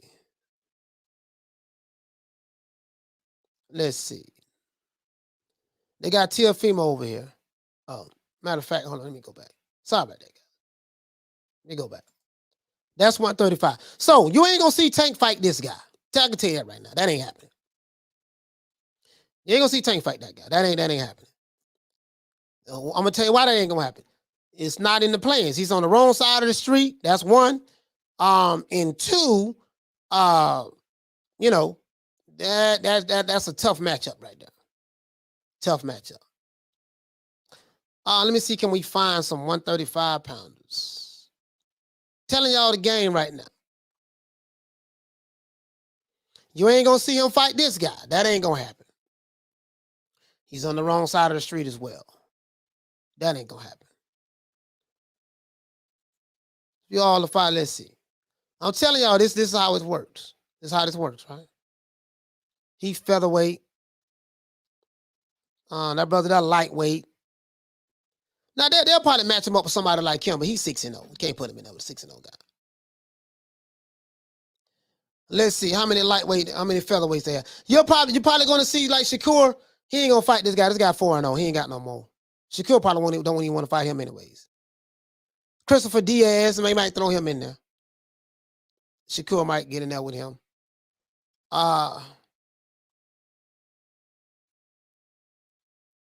This super featherweight right here. Might throw him in there with this guy. Abraham Nova. He 20-0. 14 KOs. I don't know who he fought. Puerto Rico. Might put him in there with Shakur. But they got, they got in-house fights. He gonna fight. That's how that works. That's how it works, guys. I'm just telling you, that's how it works. That's how it works, guys. I hate to say it, but that's how it works.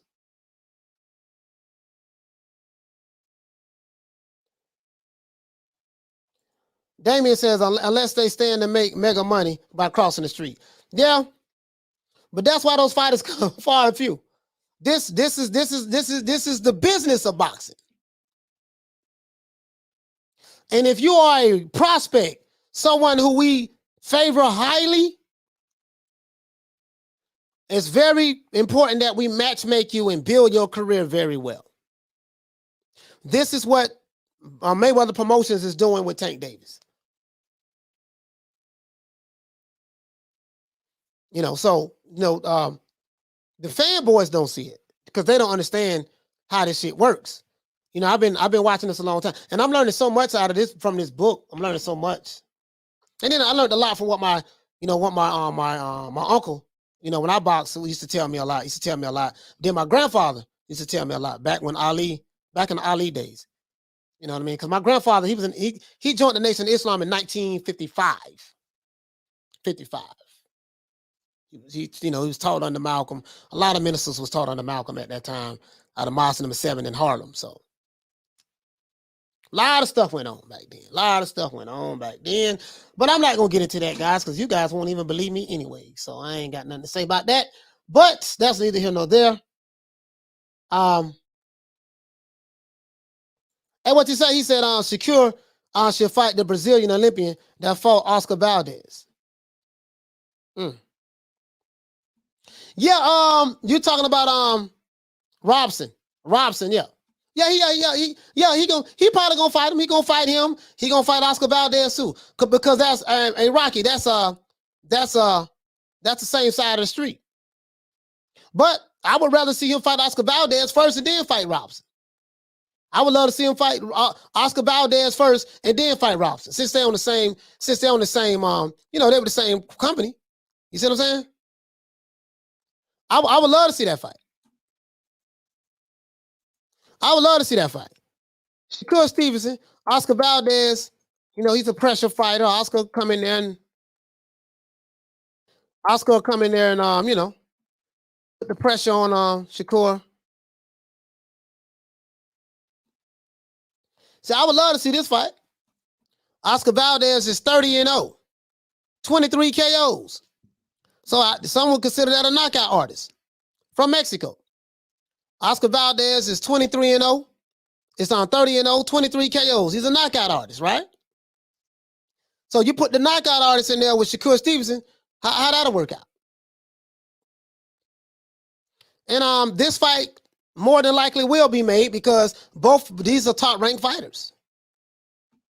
You see what I'm saying? He said, Rocky, he said, good point. Yeah, you see what I'm saying? Both of them top-ranked fighters. So this, this a knockout artist here, Oscar Valdez. He says, Coach, do you think that Wallin should take the bone, Babbitt, that Herring is throwing at him? Hey man, if he want to make him some money, I mean, he went to training camp and trained to prepare to fight Dillian White, and then Dillian White injured my shoulder. I got to pull out. You see what I'm saying? Is he injured? Maybe he is. Maybe he's not. I don't know. But I do understand the business of boxing.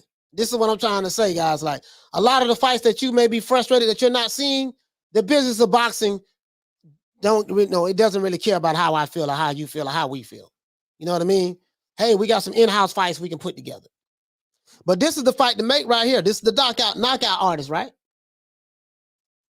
He says boxing is entertainment. Process of building superstars is the same in music, movies, and sports. Yeah, pretty much.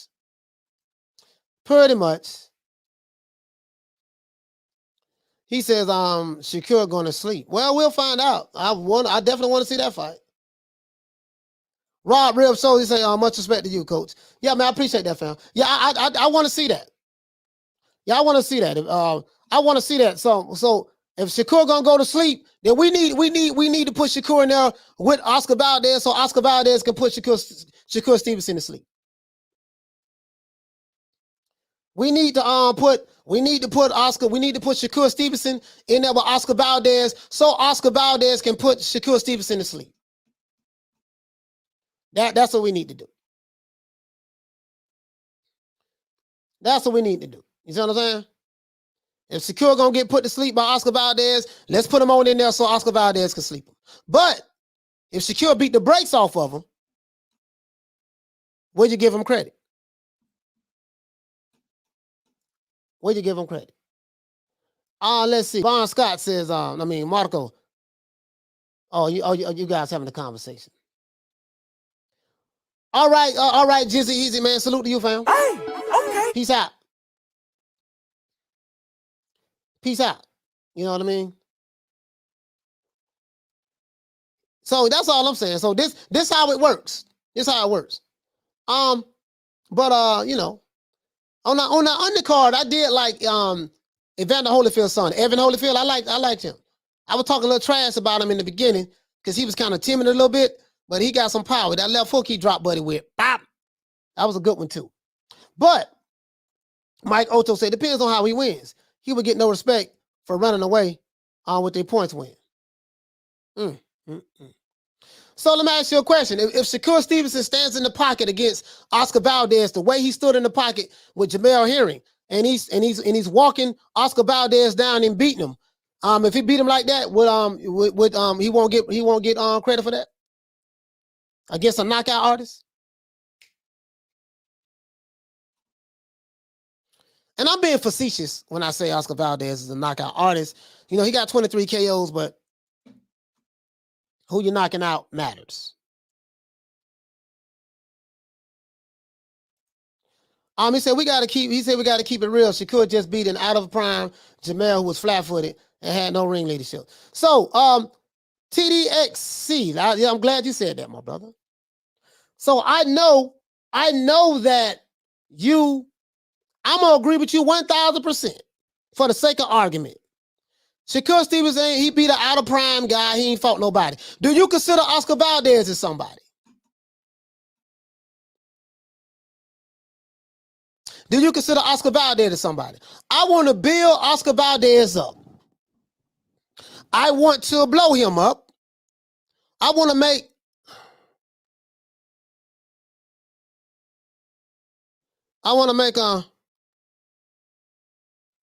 let's see.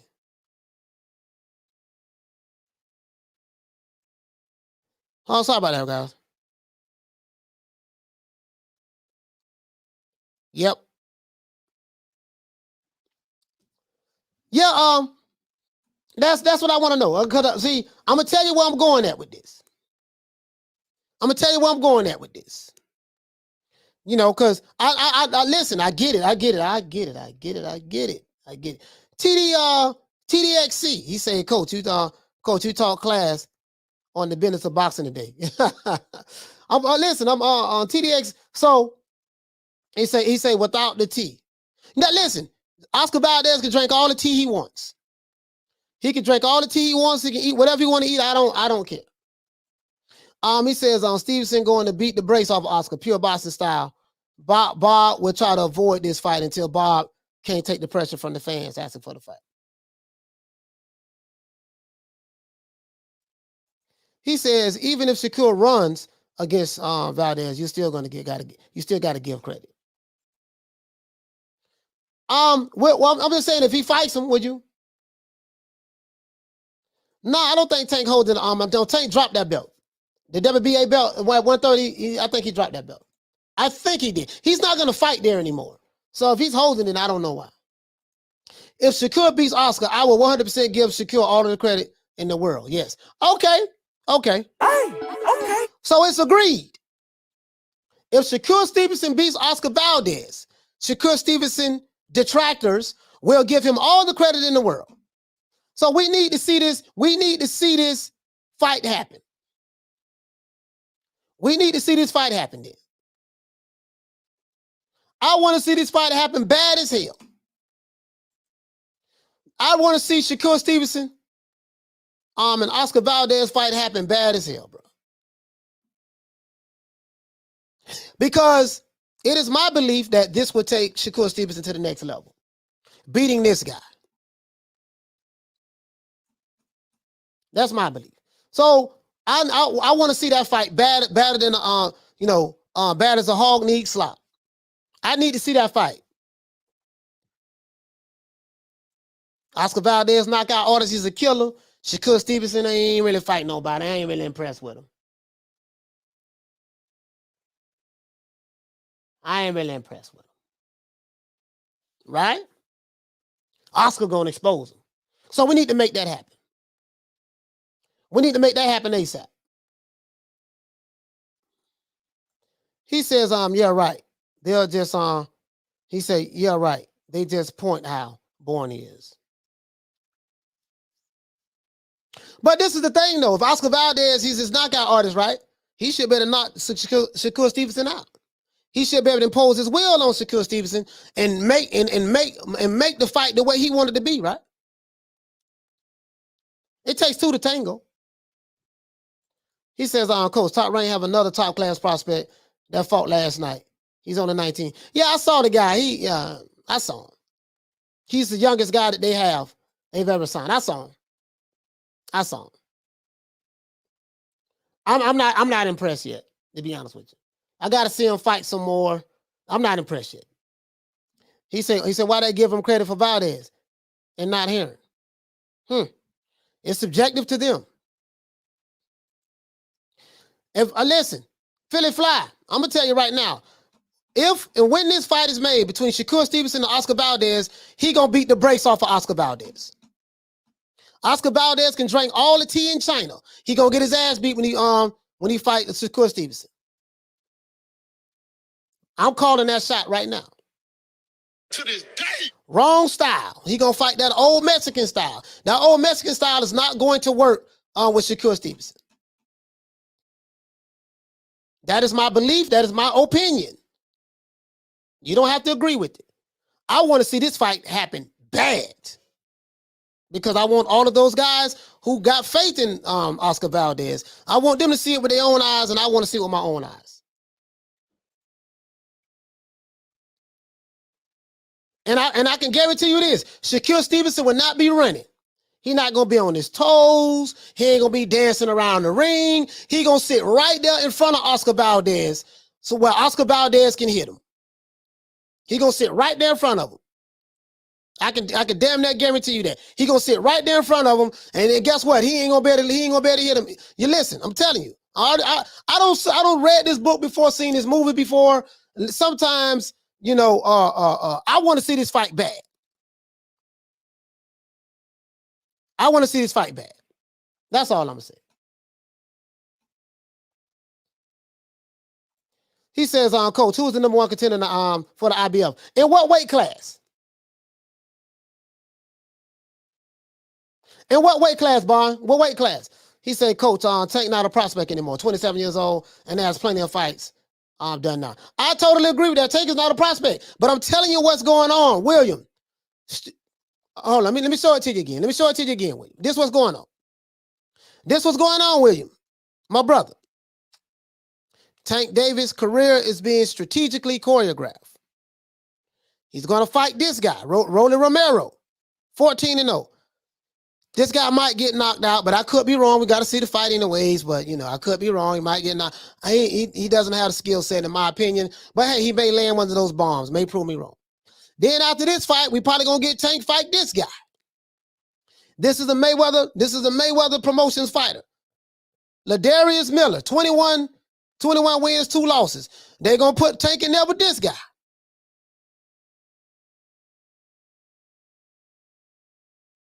This guy's young. He's young, too. He's young. I think he's like 28, something like that. I think he's 28. If I'm not mistaken, I think he's 28, something like that. So this is what you're going to see. And then after that, you're going to see Tank going on over here to PBC. Let's see, we got plenty of PBC fighters. We got this dude, Austin Daly. No, Austin the Dream. Dulé, 135. He 14-2. We got that there for Tank. Let's see who else we got. Hey, man, this guy here, he's a 130-pounder. Omar Douglas, but we can have him move up to fight Tank. That's going to be another one. He's 20-3, right? You know, that's what you're gonna see. This is how the business of boxing works. He says Shakur versus Miguel Burchett. I would love to see that fight too. Anybody, this is how I feel about it, Omar. Anybody who you guys see is a killer, whether it's Miguel Burchett, whether it's Oscar Valdez, anybody who you guys see as a killer that will beat Shakur Stevenson, knock him off, and the guy that you would give him credit for if he beats them, that's who I want. That's who I want to fight. That's who I want to see fight. He said, I don't know if you stand in front of him. You don't go toe to toe. No, I'm not talking about toe to toe. I'm finna show you what I mean by that. You can stand in front of some. I'm gonna give you a perfect example. When Floyd Mayweather fought Canelo Alvarez, he stood right in front of him. Canelo could not land a clean shot on Floyd. Floyd landed every shot in the world he wanted against Canelo. Last night, you saw Shakur Stevenson standing right in front of Jamel Herring. Jamel Herring could not hit him with a clean shot. You want to know why? Because he has excellent pocket presence. The elite fighters, they can stand right in front of a power puncher, and because of their pocket presence and defensive style, the way they roll their shoulders and the way they counterpunch right there in the pocket, when you throw a punch and miss or don't land a clean shot, that's why they stand there. Speed kills. That's what I mean by that. I'm not saying the old typical rock'em sock'em boxing. Huh, you hit me, bam. Okay, now I'm gonna hit you, bam. Okay, you hit me, bam. Okay, I'm gonna hit you. No, we ain't talking about that. He gonna stand right there in front of him. You're not gonna be able to hit me like you want to hit me. And when you throw that one punch, I'm gonna hit your ass 3-4 times. Bop, bop, bop, bop, bop. And then I'm gonna start walking your ass down as the fight goes on. That's what I'm talking about. That's what I'm talking about. Whoever the killers is, he says, I'm never ready on smoke Shakur. Guess what? I want that. Space Wolf, I want all that. I agree with all that. I want all that. I agree with you. He'll smoke Shakur. Let his ass move on up and put your money on him. Put your money on him. He says, only good fight for Shakur is Valdez. Y'all quit throwing out random names just because y'all don't want to see your boy lose. No, listen, I want to listen. I want to, send them Oscar Valdez, Navarrete. What other killers? What other killers you got at 130? What other killers you got? You want to see them fight? We need to make those fights happen. He said, I see now you talking about that fight with Chavez and Pernell. Yeah, Pernell, yeah, but listen. But I understand the business of boxing. He says, I don't see Shakur losing anytime soon to Kid Special. No, you know what? He's not special. He's not special, Just Blaze. We're going to put him in there with Oscar Valdez, and we're going to see how special he is. Navarrete, we need him to move up. He's a top-ranked fighter. We're going to see how special he is. Last night, we ain't going to give him credit for, I'm jumping on to take credit away from Shakur Stevenson bandwagon for the sake of argument. We ain't gonna give him credit for what he did last night. He got to fight Oscar Valdez. He called Oscar Valdez out last night. With the same promotion company. So will Oscar Valdez fight the guy to expose Shakur Stevenson of the fraud he is? Will he fight him? Punch perfect boxing. Shakur distance control and punch anticipation is incredible. Yeah. But I think yeah. I totally agree with that. So beautiful to watch the defense from that close. He gonna stand right in front of him. There ain't gonna be no dancing, none of that. He gonna stand right in front of him. He gonna get countered the shit out of him. Shout out to everybody, man, who watching the show. Shout out to everybody on Facebook. Shout out to everybody on Twitter. If you're new to the channel, please subscribe. Hit the like button for the old boy. Jamel was getting countered constantly. Shakur made him gun shy.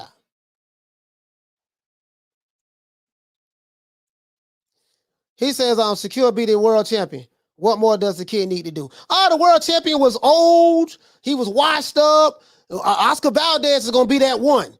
And Navarrete going to move up. He going to be that one. Those are the ones who are going to expose him. God knows I want to see that fight. I want to see that fight bad. Because I'm going to tell you what it look. I'm going to tell you what it's going to be. Oscar Valdez is going to get the brakes beat off of him. He going to be getting hit with so many goddamn punches. You're going to be like, God damn, what the hell? He going to think Shakur Stevenson got 2 pair of arms in there.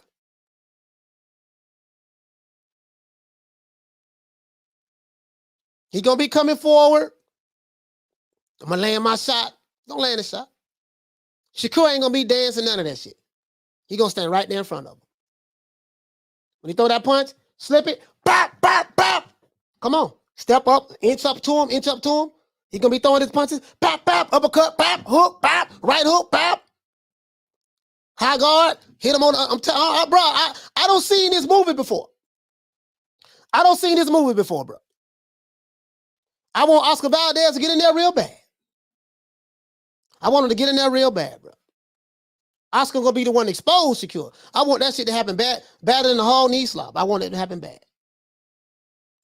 He says Shakur Stevenson was good, no KO power. If Valdez would expose Stevenson, he say, I feel Valdez would expose any Stevenson weaknesses. I totally agree with you, Louis James. This is why we need to make that fight happen. Oscar Valdez is going to expose Shakur Stevenson. We need to make that fight happen so that you can see for a fact how exposed Shakur will be in that fight. I totally agree with that. Totally agree with that. One thing I will say, though, I bet you won't bet no money on Oscar Valdez. Valdez is going to think Shakur was an octopus with 6-ounce gloves. He says, yeah, you know. He says, I didn't see people picking against Shakur. Vegas and Herring was underdog. Yeah, Herring was underdog. A huge underdog. Massive underdog. Massive. Jawan says, Valdez not on Shakur's level. Make that fight happen. Cobra beats Valdez too. No, Jawan. I totally disagree with you, sir. Shakur Stevenson, when he fights Oscar Valdez, Oscar's going to expose Shakur Stevenson. He's faster than Shakur Stevenson. Once he hits him clean, that's going to be it. No, I totally disagree with that. But I'm going to put my money on Shakur Stevenson. Every goddamn dime. Not only am I going to put my money on Shakur Stevenson, the fight ain't going to go 12 rounds. Fight ain't going to go 12 rounds. I honestly believe that. Honestly believe that. It ain't going to go 12 rounds. But Valdez, he's the one.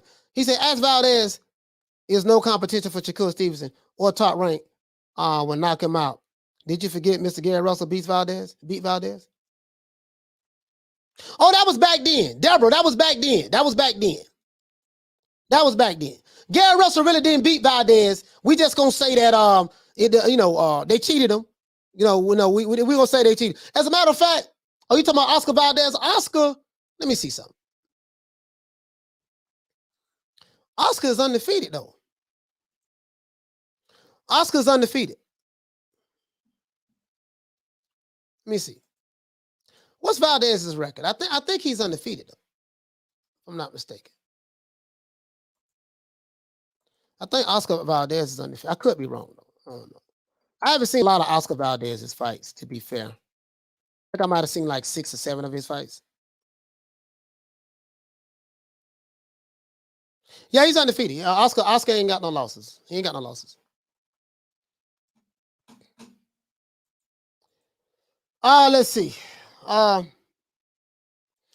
Diverse says, I'm putting the bag up for Shakur and Valdez. He says, I told you, Coach Shakur, I got a little Pernell in him. You see that inside game? No, Jawan, no. Jawan, I am of the opinion that Jawan, that Shakur, he didn't really do nothing special last night.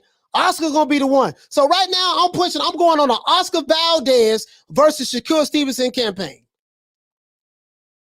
You are so funny, and you're right. He don't think he got 2 pair of arms and legs. Yeah, bro, man, listen, man. But I don't see it happen, man. Listen, I've seen this movie before, Deborah. I've seen this movie before.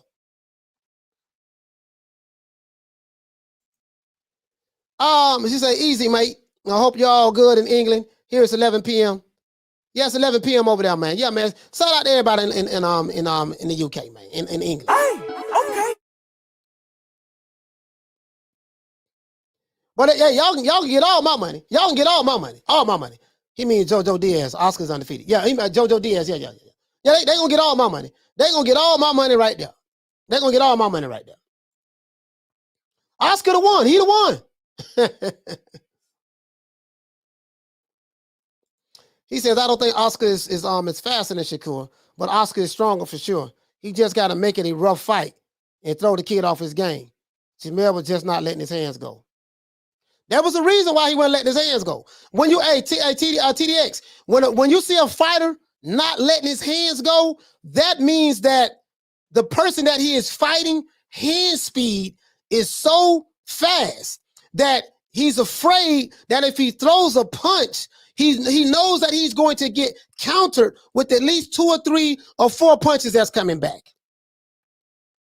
If you study the history, forget the history of boxing. If you study Adrian Broner, or study any fighter that's scared to let his hands go. They're scared to let his hands go because the guy is countering the hell out of him. And when he throws a punch, that guy is hitting you with 3 and 4 punches. And then over a period of time, you're getting hit with an accumulation of punches. And now he's scared to let his hands go. That's exactly what's going to happen to Oscar Valdez. To this day. And guess what? Joey Chad says, Coach, Herring sold his belt. Okay. So guess what? But we know Oscar Valdez won't sell his belt. Oscar going to be the one. So we pushing for that fight. We pushing for that fight. Oscar going to be the one.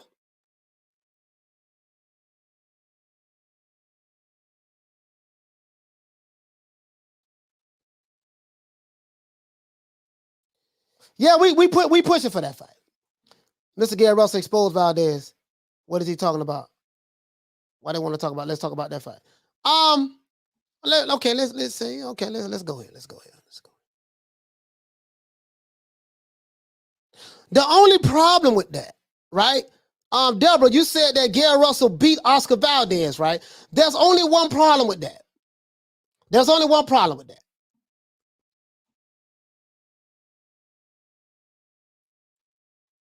When did this fight happen? This is Oscar Valdez, Deborah. This is Oscar Valdez. Oscar Valdez is 30-0 with 23 knockouts. The only problem with that, Deborah, is I don't see Gary Russell Jr.'s name nowhere on this list that Oscar has fought.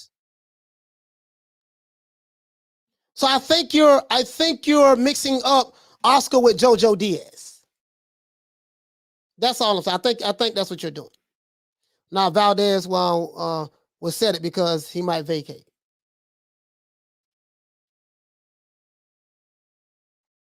So, unless this is lying, they say you can't believe nothing on Wikipedia because Wikipedia lies all the time. So unless Wikipedia is lying, but I don't ever remember Gary Russell and Oscar Valdez fighting, to be fair. So I think you're missing up the fighters. Jawan says Oscar ducked Gary and secure at 126 was his mandatory.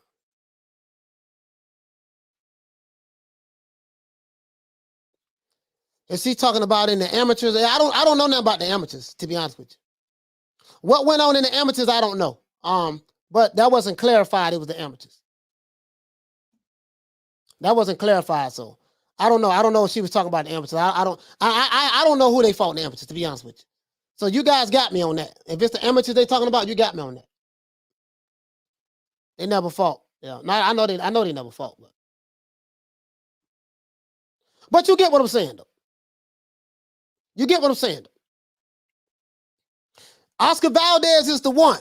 So what I'm going to do on this show, I'm going to be pushing and promoting Oscar Valdez to fight Shakur Stevenson so that he can expose him, catch him with them power shots, and let the world know that Shakur Stevenson is just a hype job. I'm going to be pushing like hell for that fight to happen. That fight need to happen ASAP. And it should happen because Oscar Valdez is a 130-pounder. Shakur Stevenson is a 130-pounder. And both of them are promoted by Bob Arum. Should happen. It should happen. Paul Evans said, to be fair.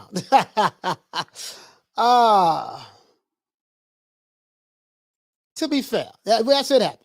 So that's the next move, guys. At 130 pounds, Oscar Valdez is going to be chipping, biting, anxious to make this fight happen with Shakur, because Shakur called him out. As a matter of fact, let's go right here. I'm going to take it a step further. Let's take it a step further.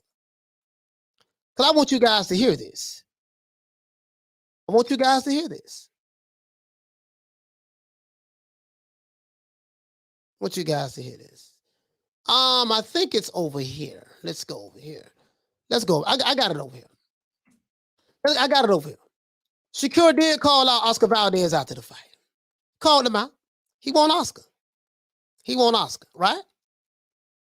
I don't know why Shakur want to fight Oscar. Oscar is a knockout artist. Shakur might get exposed by fighting Oscar Valdez. I don't know what he's thinking about. But apparently Shakur, he's young. He don't know no better. Let's see.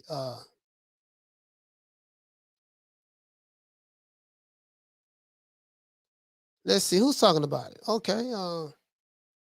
Ned's talking about it. Ned's talking. Okay. Let you guys hear that. That's who he called out. That's the first name he called out. That's the first name he called out. The boogeyman of the division. Oh, wait. Hold on, guys. Hold on. Sorry about that, guy. Let me see, can I find this video? I saw the post fight. The first name he called out was Oscar Valdez. That was the first name he called out.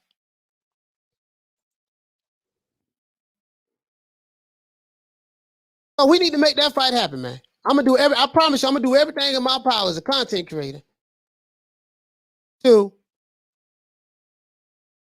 because Oscar Valdez is that guy. Yep.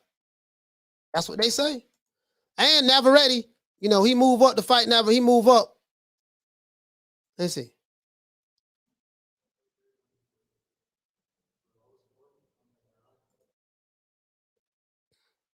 Hold on. Let's see. You can't. Hold it. Oh, I got something. This fight should happen, man. Oh, here, I found the video, guys. I found the video. Shakur Stevenson. There we go. Let y'all hear this. Shakur Stevenson just had a breakout performance. Shakur, we had asked you before, was Jamel Herring the man to bring out the best in you? Did he? Most definitely. I feel like Jamel Herring is a great fighter. He's tough. He's real tough. He got great boxing skill. He got great power. I was just a better man tonight. What was said after the fight? Because there was a lot said before, and 27. Hold on, guys. I know that it's gamemanship, and I know that there's no friends, but what was said after the fight? I mean, it was no friends because we was fighting. But now that we're not fighting, I love Jamel Herring. He's my friend. I don't got no problem with Jamel. Hey, to his wife, I'm sorry. I don't want no trouble with you. She's tough. Yeah, she doesn't mess around, but neither did you tonight. What was it about your performance that made you happiest? I want to thank Tim Bradley. Tim Bradley was criticizing me, calling me boring. So I wanted a fun fight. I wanted to perform, show my skill, show my boxing skill, my defense, my power. I showed everything tonight. So he's going to call out Oscar Valdez. What was most impressive is you were standing in front of Jamel Herring, and much like you have been able to. And you heard what he said? He said, what's most important, you were standing in front of Jamel Herring. When he fights Oscar Valdez, he's going to stand right in front of Oscar Valdez. I can promise you that. Now, I know what you're going to say. Oh, man, you know what? Oscar Valdez got way more power than Jamel Herring. Yeah, I give you that. That's true. Guess what? This boy from Newark, New Jersey, going to stand right in front of him. He's going to fight him right in the pocket. He gonna fight her right in the pocket. I can promise you that. Now, let's hear. He gonna call out the killer, Oscar Valdez, the killer. He gonna call him out in a minute. We're gonna see what's up. Throughout your career, you were unhittable for parts of the fight. When did you know you had this fight won? Around like the fifth round. I had landed everything. I was winning clearly. And then he started trying to come on. And when he started trying to come on, I'm like, okay, I'm going to take a break, then step it back up later.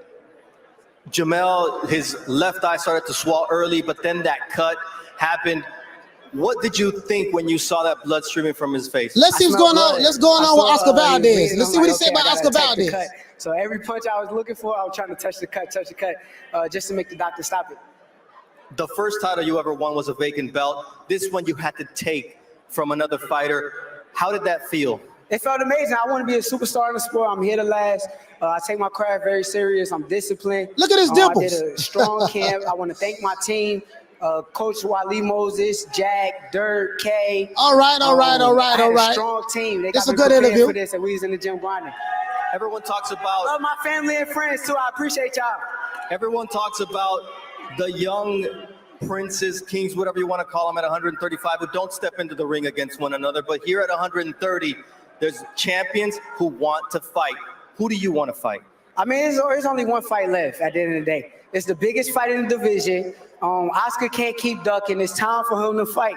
It's me versus Oscar Valdez. There's nothing else to look forward to. The 130-pound division, we need to unify. Let's get it. That's exactly what boxing needs. Shakur, one last message to your fans who came out in force here. So, to the Oscar Valdez, the kid, Shakur Stevenson, says that Oscar can't keep ducking. There's only one fight to make, him against the killer, Oscar Valdez, and Oscar Valdez will be that guy to expose Shakur Stevenson because he fought an old washed-up over-the-hill Marine last night. So he's going to be the guy that exposed Shakur Stevenson. So guess what? Shakur Stevenson is willing to run into the line of fire. He can drink all the tea he wants. I promise you. He can drink all the tea he wants. He can drink all the tea in China. I don't care. Oscar is that guy that's going to expose Shakur Stevenson. So guess what? Shakur Stevenson is saying that, hey, look, there ain't no ducking. You can't keep ducking me. That is the fight to make next. So now, will we get a statement from Oscar Valdez, just like my brothers and sisters in the chat? Some of you guys are saying that Oscar will expose Shakur. Okay, cool. I agree with you. Oscar will expose Shakur Stevenson. Will we hear a statement from Oscar Valdez saying that, yeah, baby boy, listen, I want some of that Shakur Stevenson smoke because I'm going to expose him.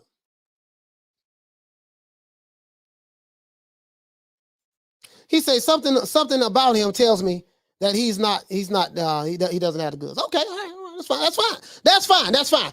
Shakur Stevenson does not have the goods. I agree with you. Now, will Oscar Valdez step in the ring with this guy that doesn't have the goods? Oscar Valdez will have an opportunity to become the unified featherweight champion. All he got to do is step in the ring with Shakur Stevenson and beat him and show the world that he's not that good.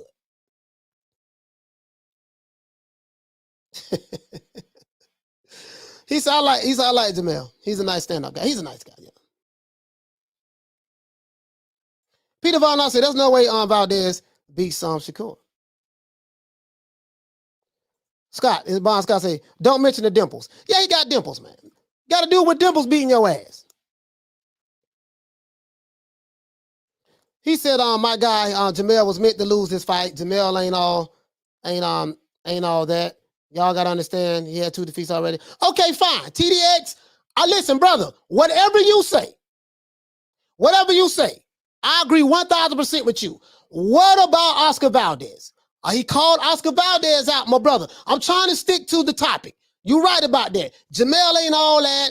I agree. I'm going to give you all that. Now, Oscar Valdez is the killer. We need Oscar Valdez now.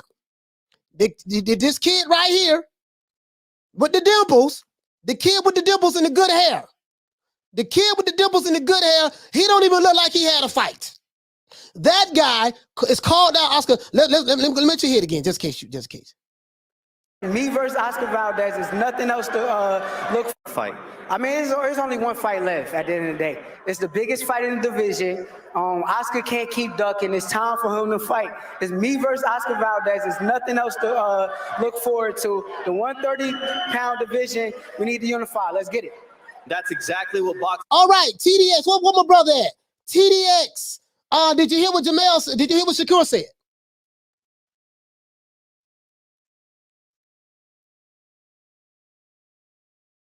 He said Oscar said his post fight that he would fight the winner. Okay, good. I hope he's true to his words. He says, "Come on, coach. If Valdez got touched up like he did in his last fight, to a fighter not on that level, what do you think going to happen when he fight a faster fight?" Oh no. And you know what? Shakur, when Oscar fights Shakur, we're gonna see a different Oscar Valdez. I'm gonna disagree with you, Julian. I'm going to give these TDA all the benefit of the doubt. He wants to fight Oscar Valdez next. Will Oscar Valdez take the fight this kid next? They're with the same promotional company. AJ64 says there's not enough T to help Valdez. Who's saying Shakur ain't that good? Fanboy, hey man, listen, man. What I like to do, Javon Soto, I like to go far in the beyond I like to go beyond the Call of Duty. I want to take away all of the arguments, right? You're right. I agree with you for the sake of argument. What Oscar Valdez gonna do? I got my money on the kid from Newark, New Jersey with dimples and the good hair. I got my money on dimples with the good hair. That's what I got my money on. Oscar Valdez, where are you at, sir?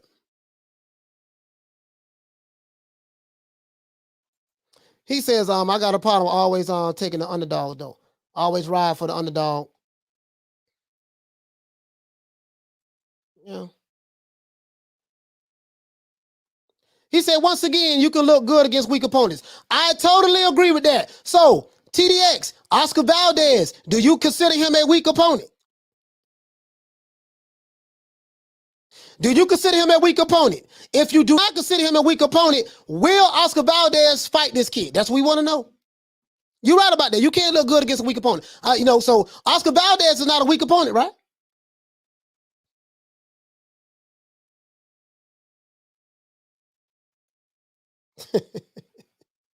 Boy, he ain't gonna answer that question. They ain't gonna answer that, boy. Woo! They would not answer that, boy. They gonna dance. They dancing like Michael Jackson right now. Boy, you looking like Chris Brown right now. Shaking like booty meat right now. He said, do you think Oscar Valdez has more power and skill than Gervonta Davis? Tell me, what do you think? Y'all talking about that. I want to stick to this. Oscar's that guy. Diverse Consciousness says, Oscar Valdez started drinking tea immediately after his last fight. Paul CX says, he can't crack an egg, but you can't deny the young man's skills, and they pay the bills. Valdez is very basic. People overhyping him because he done Burchell, who is extremely vulnerable to hooks. So I'm a man. He says, Rod Rill says, Valdez should fight Shakur like Duran fought Leonard. I totally agree with that. AJ64, coach, Valdez is slow as hell. No. AJ, I totally disagree with you, brother. I'm agreeing with my brother. Wait, what TDX at? He says, nope, that's the only fight at 130. He said, I can give Shakur credit for, and I will become a fan if he beats Oscar. Okay. You'll become a fan, huh? Hey, okay. So if Shakur Stevenson beats Oscar Valdez's ass, which I predict he will, not only will I believe he will beat Oscar Valdez's ass, I believe Shakur Stevenson will stop Oscar Valdez.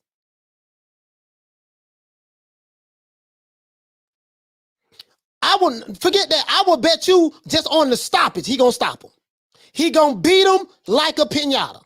He's going to beat him. What you're going to see, I'm going to tell you what you're going to see. You're going to see when he fights Oscar Valdez, if Oscar Valdez fights Shakur Stevenson, I don't know how old you are, TDX, you're going to see a classic ass whooping like you've never seen before. You're going to see You're going to see a Floyd Mayweather versus Arturo Gatti in 2022 when Shakur Stevenson fights Oscar Valdez. I can promise you that. Please come back, sir. Please come back. Because I don't want no goddamn excuses. I want to give you everything you want. And guess what? We don't have to do no drug testing for Oscar Valdez. We're going to do random VADA, YADA, USADA, GADA, DADA, drug testing. We just going to drug test Shakur Stevenson. We don't have to drug test Oscar Valdez at all. And guess what? He's still going to get his ass beat. I can promise you that. So I hope like hell this fight happens. I'm begging for this fight to happen. But I'm begging for this fight to happen. We're going to take everything. Shakur Stevenson, you're right about that. Oscar is that guy. Is he going to fight him? That's all I want to know. He says, bro, I don't want to hear no excuses. Jamel was a real champion, the longest reigning champion in the division. Yeah, listen. I ain't making no excuse. No, this is what I'm doing, Heartbreak. I'm trying to accommodate these guys, some of these guys in the chat that's saying that Shakur Stevenson, he really don't have the goods. Oscar Valdez is the killer. He gonna be the one to expose him. Yada yada. He just called out Oscar Valdez. And I'm telling you that when he fight Oscar Valdez, listen, you're not gonna recognize who he is when the fight is over with. So we need Oscar to sign that. We need that to happen. We need that to happen. He said that TDX said that he will become a fan of Shakur Stevenson. You don't even have to become a fan. We don't even want you to become a fan. I just want you to witness when Oscar Valdez is this guy, 30 wins, 23 knockouts, right? And he can drink all the tea in China. What I'm telling you, Shakur gonna beat the brakes off of him. It won't go 12 rounds. I can promise you that. As a matter of fact, Shakur stopped Jamel Herring in the 10th round. He's going to stop Oscar Valdez in less than 10 rounds. Guess what? He going to sit right there in the pocket with him, too. He going to sit in the pocket with him. He going to sit in the pocket with him. So I agree with you. Shakur, he's just an old cute little kid with dimples and good hair. That's all. He says, I like how confident you are on Shakur. I love how confident you are on Oscar Valdez. For a dude who hasn't fought anything, but good. You do you, brother. Yes, sir, I will. And guess what? I like how confident you will for Oscar Valdez. But what you're not saying is this. You're not saying that that Oscar Valdez is going to fight this guy next. In TDX, I will bet you whatever amount of money you want to bet. Whatever you want to bet, I'll bet you. And I will pay you every goddamn dime. I am praying, begging. I'm going to make phone calls to some of my contacts to see what we can do to make this fight happen.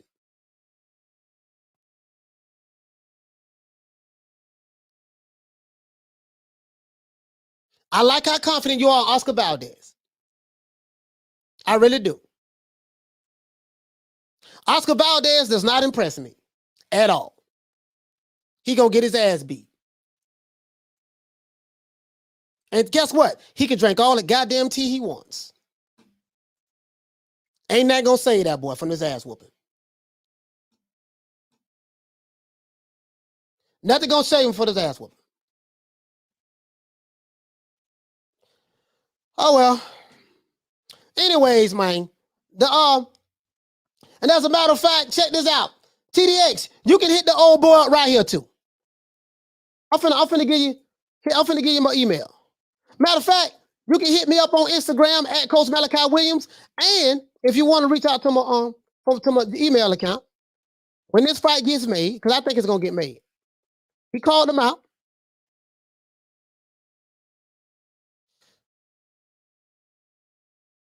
You ain't impressed with Shakur Stevenson. I ain't impressed with Oscar Valdez. I'm just being honest with you. Not impressed with him at all. It's levels to this shit. New Media Today USA at gmail.com.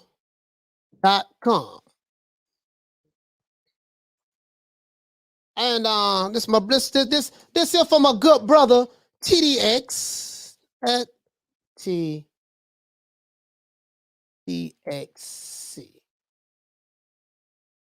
There you go. I ain't impressed with it in Oscar Valdez at all. Not a fan, not crazy about him. There's nothing special about him to me.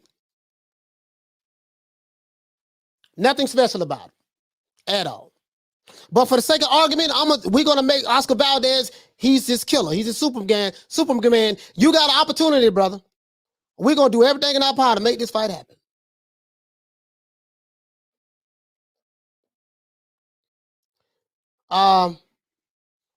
We're gonna do everything to make this fight. I just sent him an email. And that's all I'm gonna talk about that. I ain't finna keep going back and forth on that. He said, let's pray Oscar Valdez don't catch cold before the entire career. The kid with the dimples and the good hair. I got my money on the kid from Newark, New Jersey with the dimples and the good hair. To be fair, dimples can fight.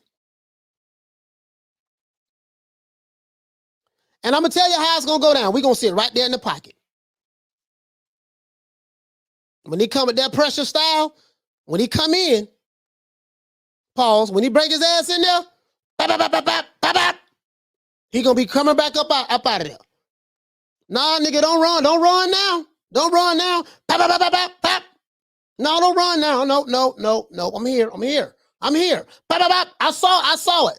I don't seen this movie before. Shakur Stevenson can't punch. You're right about that. They said the same. You're right about it. He can't punch. I agree with all that. He can't punch. Guess what?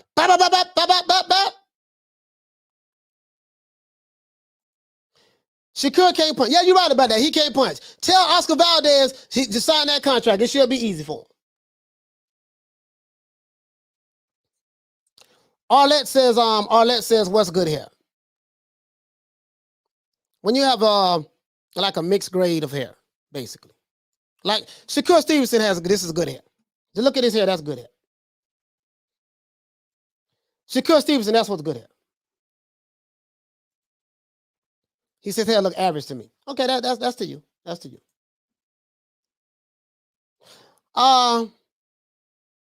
Yeah, man. I hope like hell.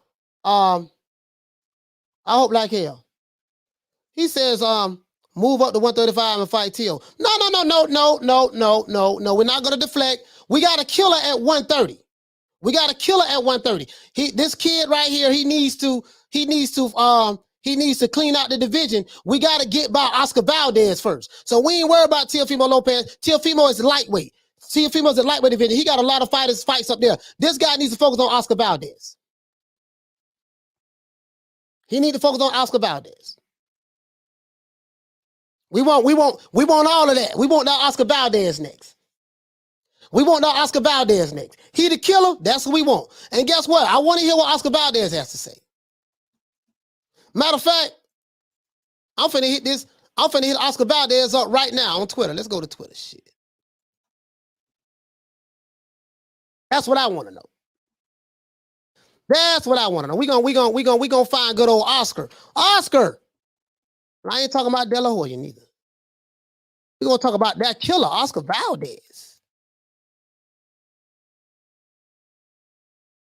We're gonna talk about that killer, Oscar Valdez. That's what we're going to do. Let's talk about that killer. Let's see. This Oscar right here. Now, I don't even follow Oscar. Let me go ahead and follow him. Let me go ahead and follow Oscar Valdez. As a matter of fact, what is his Twitter handle? At Oscar. Let's do that. At Oscar. We're going to add him right quick, too. We're going to do this live on the show.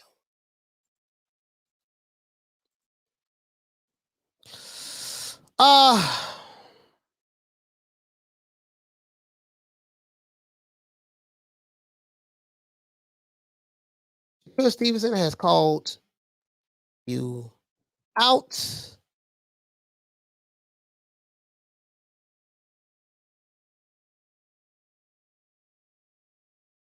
his next opponent will you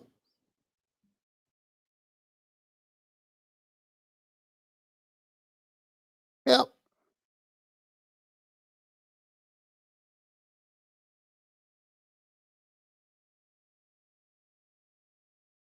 fight him next,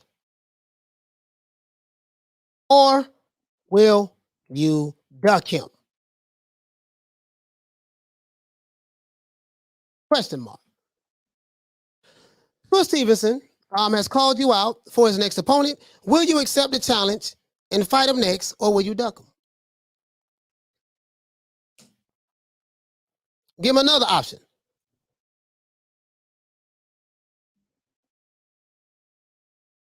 Fight Shakur sometime next year in 2022. Find out. Let's see what he say. Let's see what he say. Let's see what he say.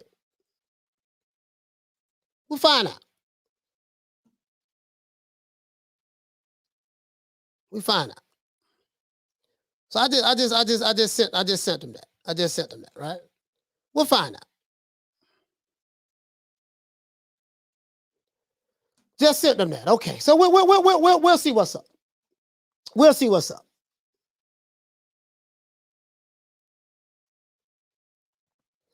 Frankly says Oscar going to test that chin, man. Guess what? He got to sign the contract in order to test it. He got to sign the contract in order to test it. That's the only way. He won't be able to test it on interviews and Twitter and stuff. The only way he's going to test it, he's going to have to.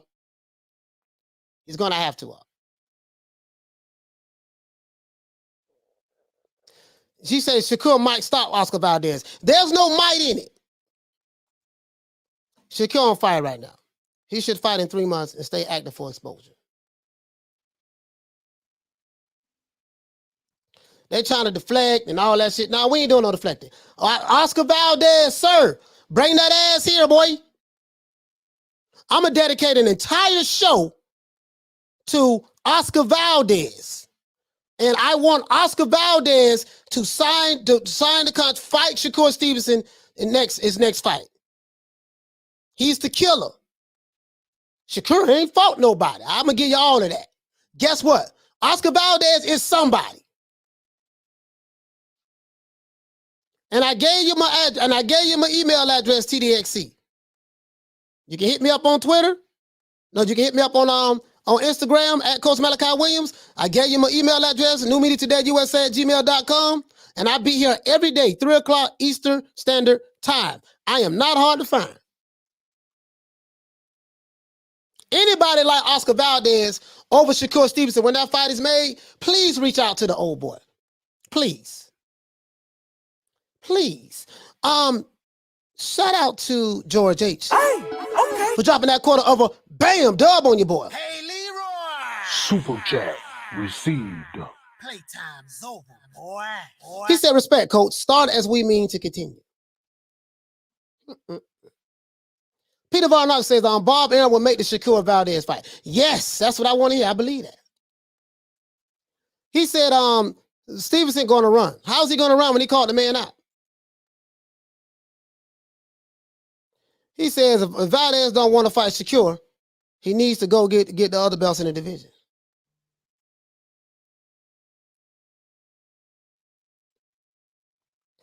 Man, I am not finna keep going back and forth with this dude right here. Listen, buddy, I sent you my email address.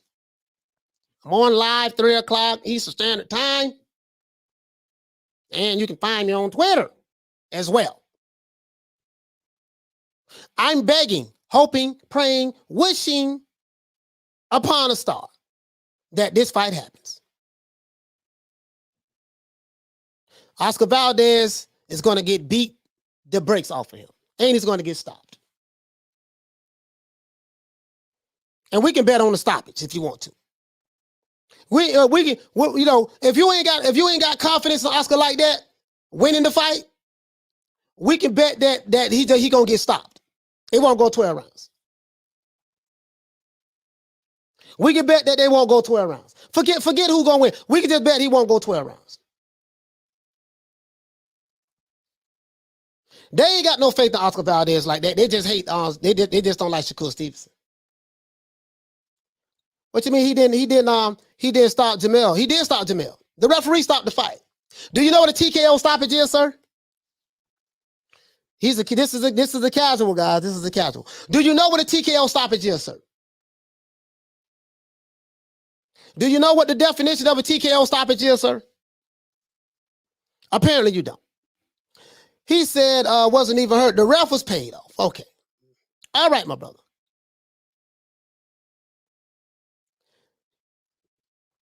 He said, didn't you watch the fight? Oh, you talking about Thomas. Yes, brother, we had a fight party last night. Fight party. As a matter of fact, let me show you something. Show you something.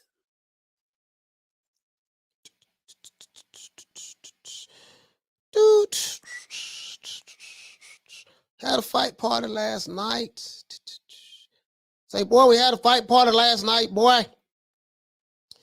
Yeah, let's do this. Let's do this. Let's see what we got. What can we find? What can we find? What can we find? Oh, Oscar. The big O. The big O is what they call him. Oscar Valdez, the big O.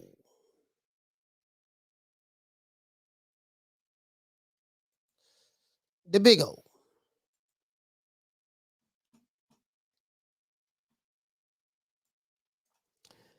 The big O. So he says he didn't stop Jamel. Didn't you watch the fight? That was BS stopped by the ref. Okay, it's a BS stoppage, right? The BS stoppage.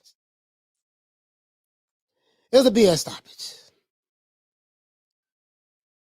It was a BS stoppage. Okay, let's look at it. Let's look at it. Let's look at it. Let's look at it. Let's look at it. Bap. Okay, let's look at it.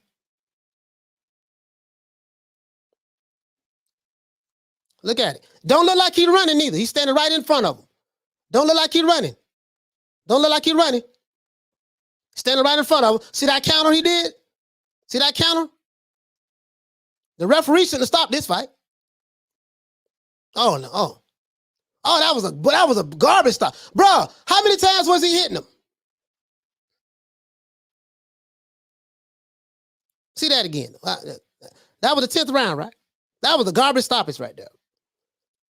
That's a TKO. That's what you call a TKO. That's called the TKO, sir. Just in case you didn't know that. Just in case you didn't know that. That was a bad stoppage, right? That was a bad stoppage. That's called a TKO, sir. The referee stops the fight, it's a TKO. If the corner throws the towel in, it's a TKO. If you refuse to come out, of the corner, it's a TKO stoppage. I don't think the brother know that. Let's look at that one more again, though. Let's look at that one more again. It was a BS stoppage, right? The referee was paid.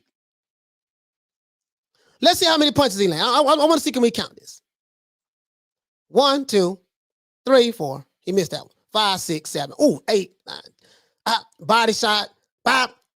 He hit him. Body head. Bop, bop. Body head. He's not even breathing hard. The kid ain't even breathing hard. Look at that counter. Jamel threw a right hook. He came back with a counter left hook. Bop. Oh, that was, yeah. He could have came back. Yeah, he could have came back on it. Yeah, that was a BS stoppage. Well, hopefully it don't be no stoppage when him and Oscar Valdez fight. Hopefully it don't be no BS stoppage when him and Oscar Valdez fight. I want Oscar Valdez, listen, when Shakur Stevenson and Oscar Valdez fight, we're going to have some rules in place. No referee can stop the fight. Nobody throw the towel in. And Oscar can drink all the tea that he wants, and it will not be any drug testing. He can drink all the tea that he wants. And that's what's going to happen to him. He going to get stopped. Because if the referee don't like stop the fight, then he going to get knocked out. Stevenson ain't got no punching power. I agree with all that. He ain't got no punching power. But if you hit a motherfucker enough goddamn times, guess what? It's going to add up. It's going to add up. Lisa Bell says Valdez and Stevenson will be fired. Yes, it will. Yes, it will. It will be fired. He said that counter was cat-like. And guess what? Oscar Valdez is gonna be right there to be right there. He's gonna be right there to be it. He should fight for the vacant IBF belt first. I don't know who you're talking about, but Oscar Valdez ain't fighting for the vacant IBF belt. So guess what? Oscar Valdez and Oscar Valdez and Shakur Stevenson are with the same promotion company. That should be the next that should be the next fight right there. What did he say? He said, "Why y'all riding Shakur too hard?" No. I'm riding Oscar Valdez because he's the one that's going to expose Shakur Stevenson. Don't sound like you confident in Shakur.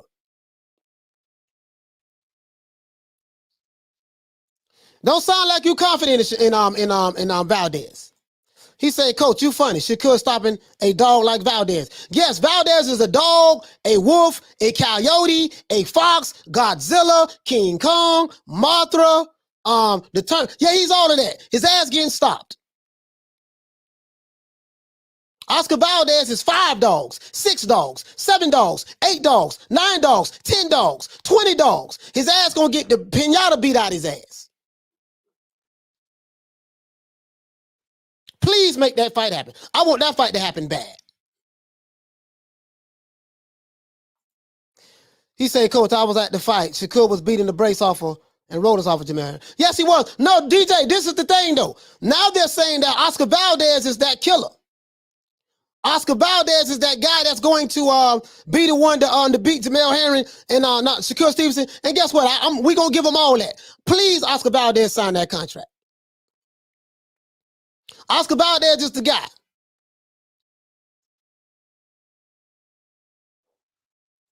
He says, "Did you watch the Oscar Valdez versus Pacheco fight? Oscar moves around the ring beautifully while still throwing power punches and hurting his opponents." I agree with all of that. Oscar Valdez is one of the baddest mofos that ever came out of Mexico. I agree with all that. Please get him to sign the contract. And I'm telling you that he gonna get the brakes beat off on when he fights Shakur Stevenson. Not only am I telling you that, he gonna get his ass stopped.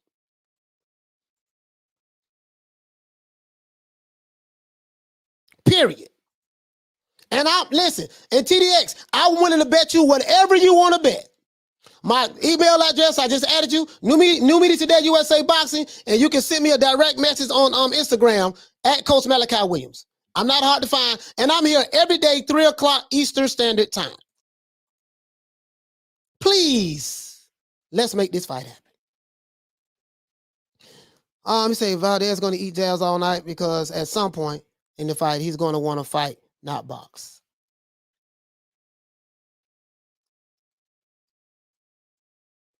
He says, "I'll come back after the fight goes down." I hope so. He said, "Coach, what do you think the betting odds will be against Valdez?" I can promise you this, Hector. I don't know what the betting odds are going to be, but if Shakur Stevenson and Oscar Valdez fight, Oscar Valdez will be a heavy underdog. I don't know if it's going to be minus 1100, but he's going to be an underdog. He will not be the favorite in that fight with the betting odds.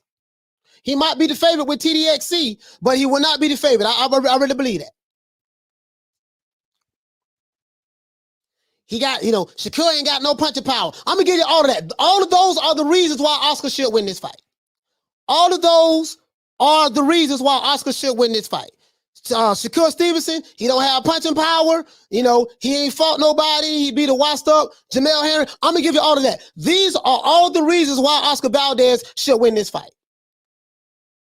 Oscar Valdez got too much dog in him. Oscar Valdez got 10 dogs in him. He got Rottweiler, Pitbull, Chihuahua, Mastiff. He has a Doberman Pinscher. He has all of those dogs in him.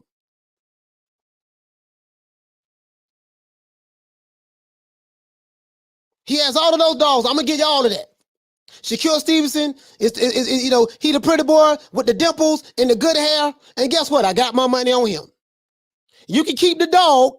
Give me the kid from Newark, New Jersey with the good hair and dimples. And I take good hair. I take dimples over the dog any day of the week and twice on Sundays. I would take dimples over the dog 7 days a week and twice on Sundays. And guess what? When he's beating Oscar Valdez's ass, I promise you he's going to be smiling at him, showing his dimples.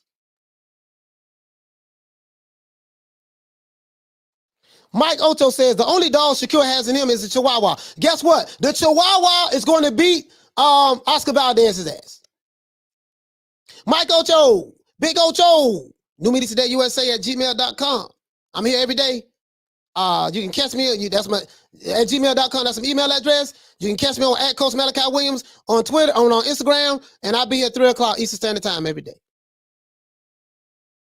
Please, let's make this fight happen. Please. Other than that, that's it. It's our boy Coach Malachi Williams, man. Let's give everybody a shout out, man. Let's give everybody a round of applause who was here today.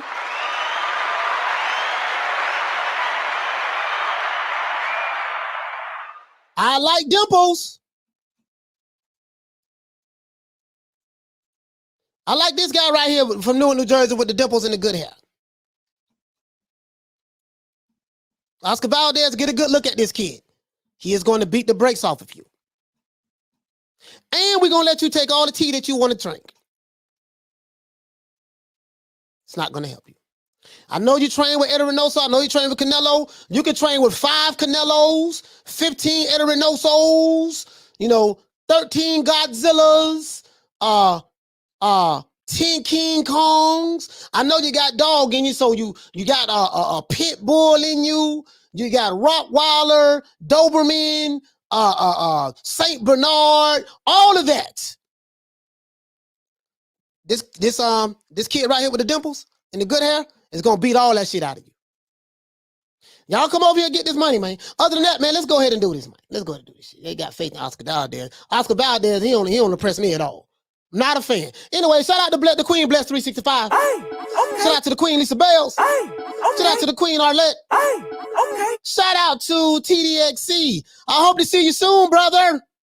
Don't meet me there, beat me there, boy. Shout out to Big Heck Hector.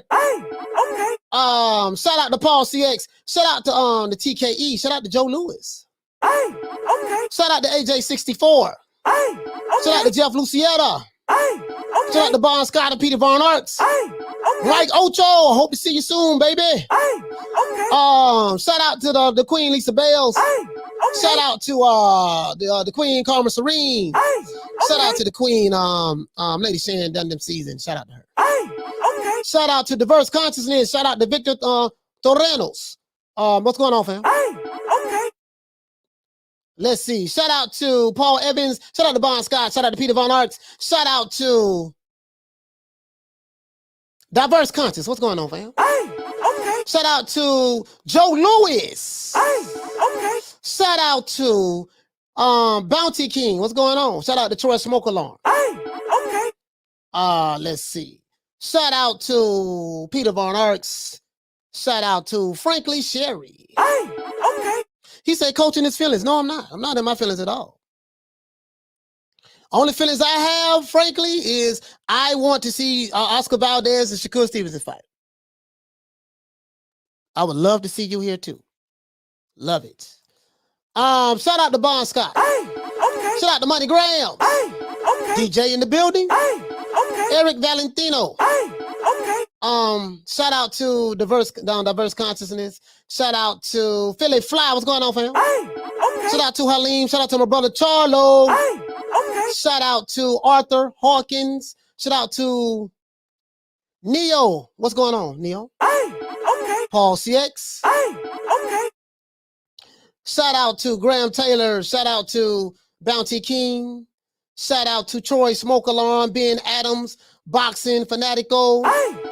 Shout out to Hector Garcia, my main man. Shout out to who else we got? Graham Taylor once again. I think I got everybody, man. Did I get everybody? I'm pretty sure. Shout out to Shane. Shout out to Shane. Shout out to Shelton Moore, who was here earlier. My big brother Shelton. Shout out to Sogi Azul. Shout out to Ralphie, who was here earlier as well. F Society. See you in Unseen. Holla at you. Shout out to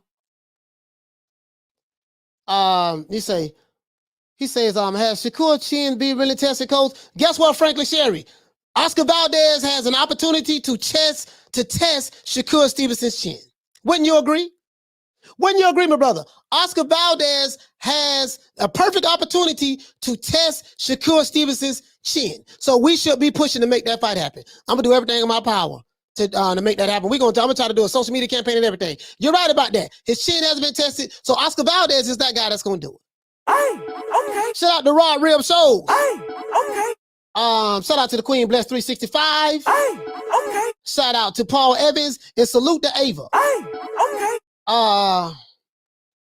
Who else we got? Shout out to Shane. What's going on, my brother? What's going on? Other than that, let's see. Puerto Rock. What's going on, fam? Okay. J Milan, I think that's it. Okay. Just Blaze. What's going on, my brother? Okay. Dimitar, what's happening? Okay. Uwapo, what the lick read? Okay. Philip Fly, my brother. Okay. AJ64, what's happening, bro? Okay. George H, what the lick read? Okay. And I think that's it. I think I got everybody. If I forgot you, please forgive me. Seen and unseen boxing. If I forgot you, please forgive me, man. Other than that, this is our boy Coach Malachi Williams signing out. New Media Today, USA Boxing. I'll see you guys tomorrow, man. Don't meet me there, beat me there. Other than that, man, 3 o'clock Eastern Standard Time. Peace. I'm out of here, bro. Let's go. Come on.